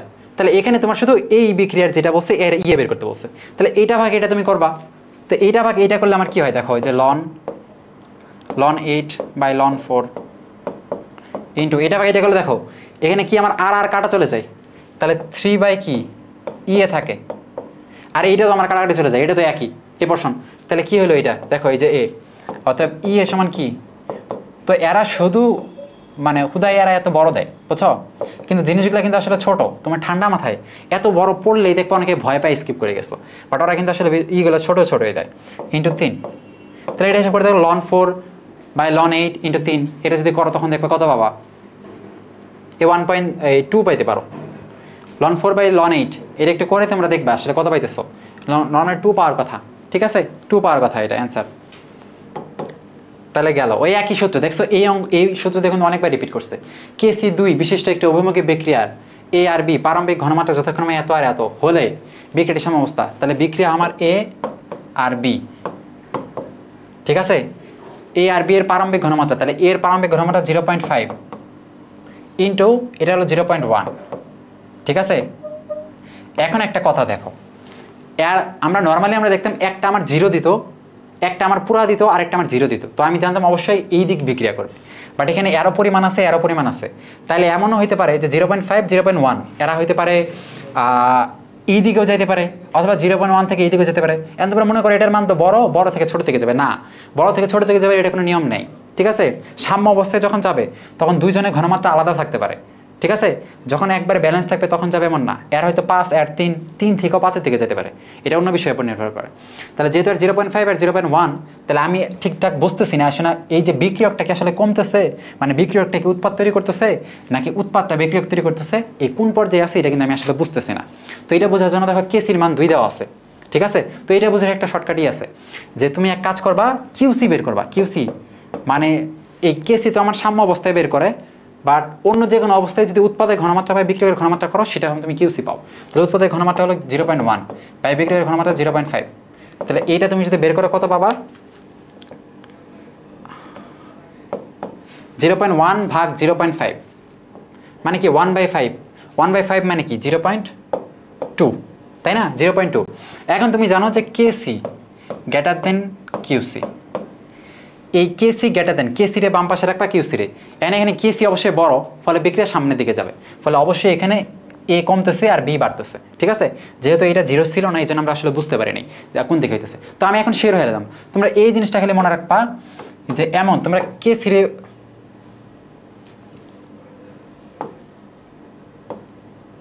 কেসি রে বামে লাগবা কিউসি রে লাগবা, যদি দেখো কেসি বড় মানে এই যে এই দিকে যাইতেছে না, মানে সামনের দিকে যাইতেছে, বুঝতেছো এই চিহ্নটা দিয়ে তো বোঝায়, যেহেতু কেসি বড় ফলে বিক্রিয়া কিন্তু সামনের দিকে যাবে, ঠিক আছে বিক্রিয়া সামনের দিকে যাবে। যদি দেখতে কিউসি বড় হইতেছে ফলে এ কিন্তু এইদিকে আসবে, ঠিক আছে এইদিকে আসবে, এই আরো নিয়ম। তাহলে 0.5 0. যদি দেখতেছো অবশ্যই এটা বাইরের দিকে যাবে, ফলে বিক্রিয়ক আমার কমবে আর উৎপাদ আমার বাড়বে, ফলে বিক্রিয়ক কমবে। এটা হলো প্রাথমিক অবস্থায় দেওয়া আছে, আমি ধরি সাম্য অবস্থায় এই যেতে কমবে, আমি ধরলাম এক্স পরিমাণ কমতেছে, এটা হলো সাম্য অবস্থায়, আর এর থেকে এক্স কমতেছে মানে এর এক্স বাড়তেছে 0.1 প্লাস এক্স, ঠিক আছে। ফলে সাম্য অবস্থায় কিন্তু এর এত মোল এর এত মোল, তাহলে সাম্য অবস্থায় মোট মোল, সাম্য অবস্থায় মোট কত 0.5 মাইনাস এক্স, এই দুটো যদি যোগ করো সাম্য অবস্থায় মোট কত হয় 0.6 পাও, ঠিক আছে। এখন তোমারে বলছে সাম্য অবস্থায় বি এর ঘনমাত্রা কত, এই যে কেসির মান দেওয়া আছে, তাহলে কেসি এখন সমান তুমি কি জানো, কেসি সমান তুমি কি জানো এত, আর বি এর ঘনমাত্রা এত এত হলে বিক্রিয়ার সাম্য অবস্থায় বি এর ঘনমাত্রা বের করো। তো সাম্য অবস্থায় দেখো, সাম্য অবস্থায় এই কেসি সমান কি জানো উৎপাদের ঘনমাত্রা বা বিক্রিয়কের ঘনমাত্রা, তাই না। কেসি সবসময় আমরা সাম্য অবস্থায় বের করি, সাম্য অবস্থায় উৎপাদের ঘনমাত্রা বা বিক্রিয়কের ঘনমাত্রা, তাহলে উৎপাদের ঘনমাত্রা এখানে বি, উৎপাদের ঘনমাত্রা বি বা বিক্রিয়কের ঘনমাত্রা এ।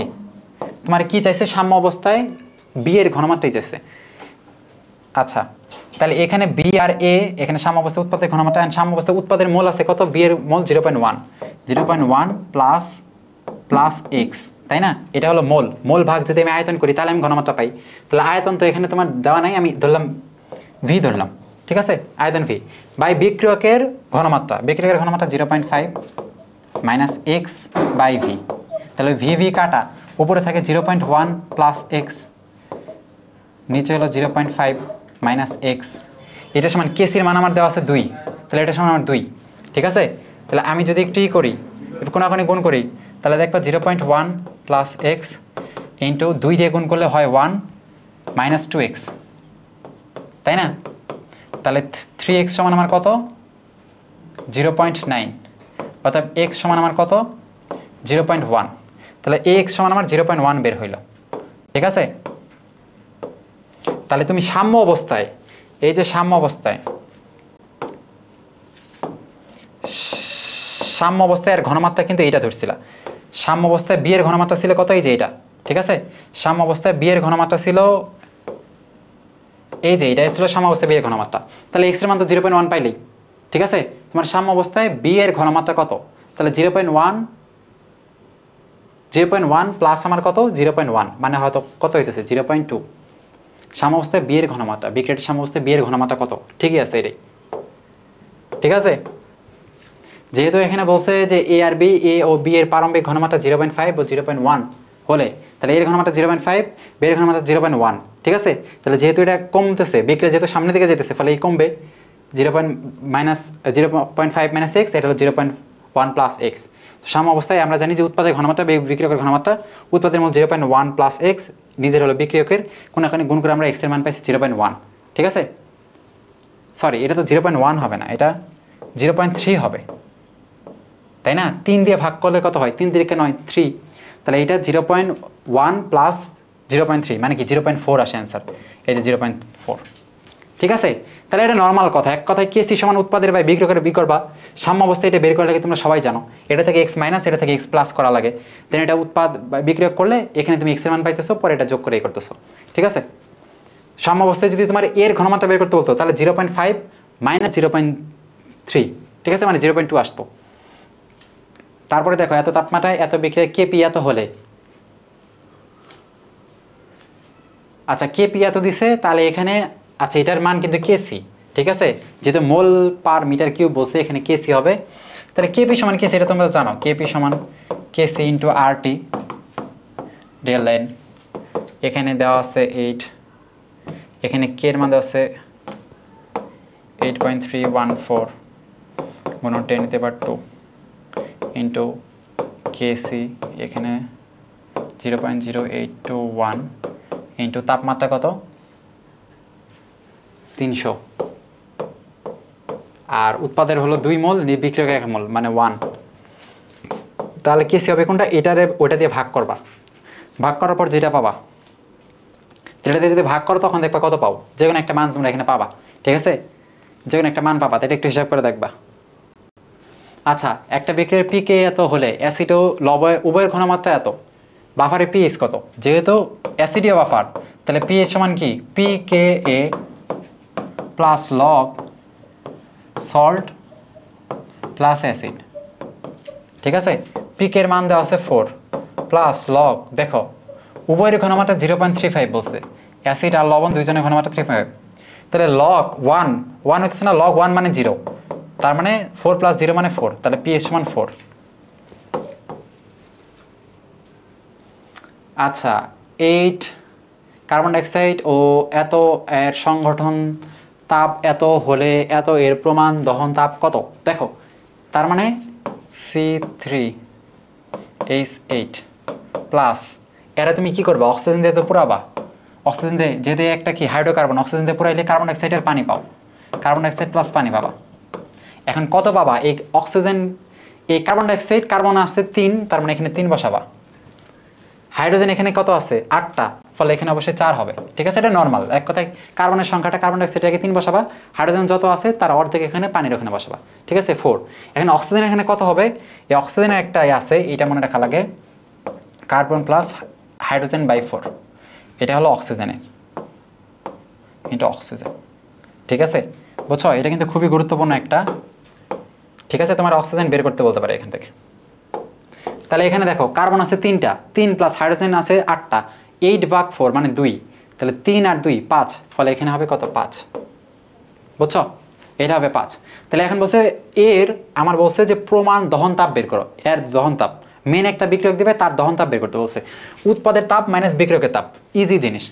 তাহলে প্রমাণ দহন তাপ কি? আমার প্রমাণ দহন তাপ উৎপাদের তাপ মাইনাস বিক্রিয়কের তাপ। এখানে উৎপাদে দেখো 3টা কার্বন ডাইঅক্সাইড।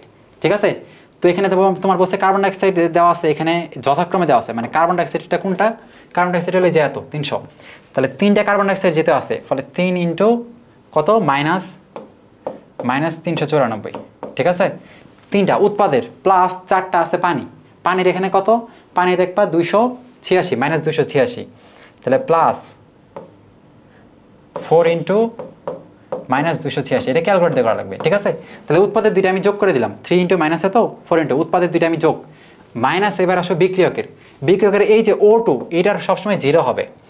যে কোনো যদি এরকম যৌগ না থাকে, যদি O2 হয় N2 হয় এরকম সেম যদি হয় তাহলে এদের কিন্তু 0 হয়, ঠিক আছে। তাহলে এটার অবশ্যই 0, ঠিক আছে। আর এইটার কত, এটা তোমার দেওয়া আছে 96, তাহলে এইটা হলো আমার -96 মাইনাস দিয়ে -96, ঠিক আছে। তাহলে উৎপাদ মাইনাস বিক্রিয়ক, ঠিক আছে। এটা যদি করো তাহলে দেখবে একটা অ্যান্সার, যেহেতু সবার আগে দেখতেছি মাইনাসই, ফলে দেখবা যে -2230 অ্যান্সার কিলো জুল তাপ, ঠিক আছে। এটা হবে অ্যান্সার। তাহলে এটাই আমাদের লাস্ট স্লাইড ছিল, তোমরা দেখলা যথেষ্ট কঠিন টাইপের একটু এমসিকিউ এখানে আসতেছে, বাট এগুলো প্রত্যেকটা কিন্তু সহজ, আর ম্যাক্সিমামগুলো রিপিট হইতেছে। তো তোমরা এটা এখানে করবা, আমরা নেক্সট তোমাদের দেখাবো রসায়ন দ্বিতীয় পত্র দেখাবো। তো এটা এতটুকুই, একটু এই জিনিসগুলো ভালো করে দেখো, কোয়েশ্চেন ব্যাংক লাস্ট টাইমে তোমরা একটু পড়ো, হ্যাঁ, এগুলো রিপিট হবে, আশা করি পারবা। তো সবার জন্য শুভকামনা, আশা করি তোমাদের পরীক্ষা অনেক ভালো হোক। আল্লাহ হাফেজ সবাই।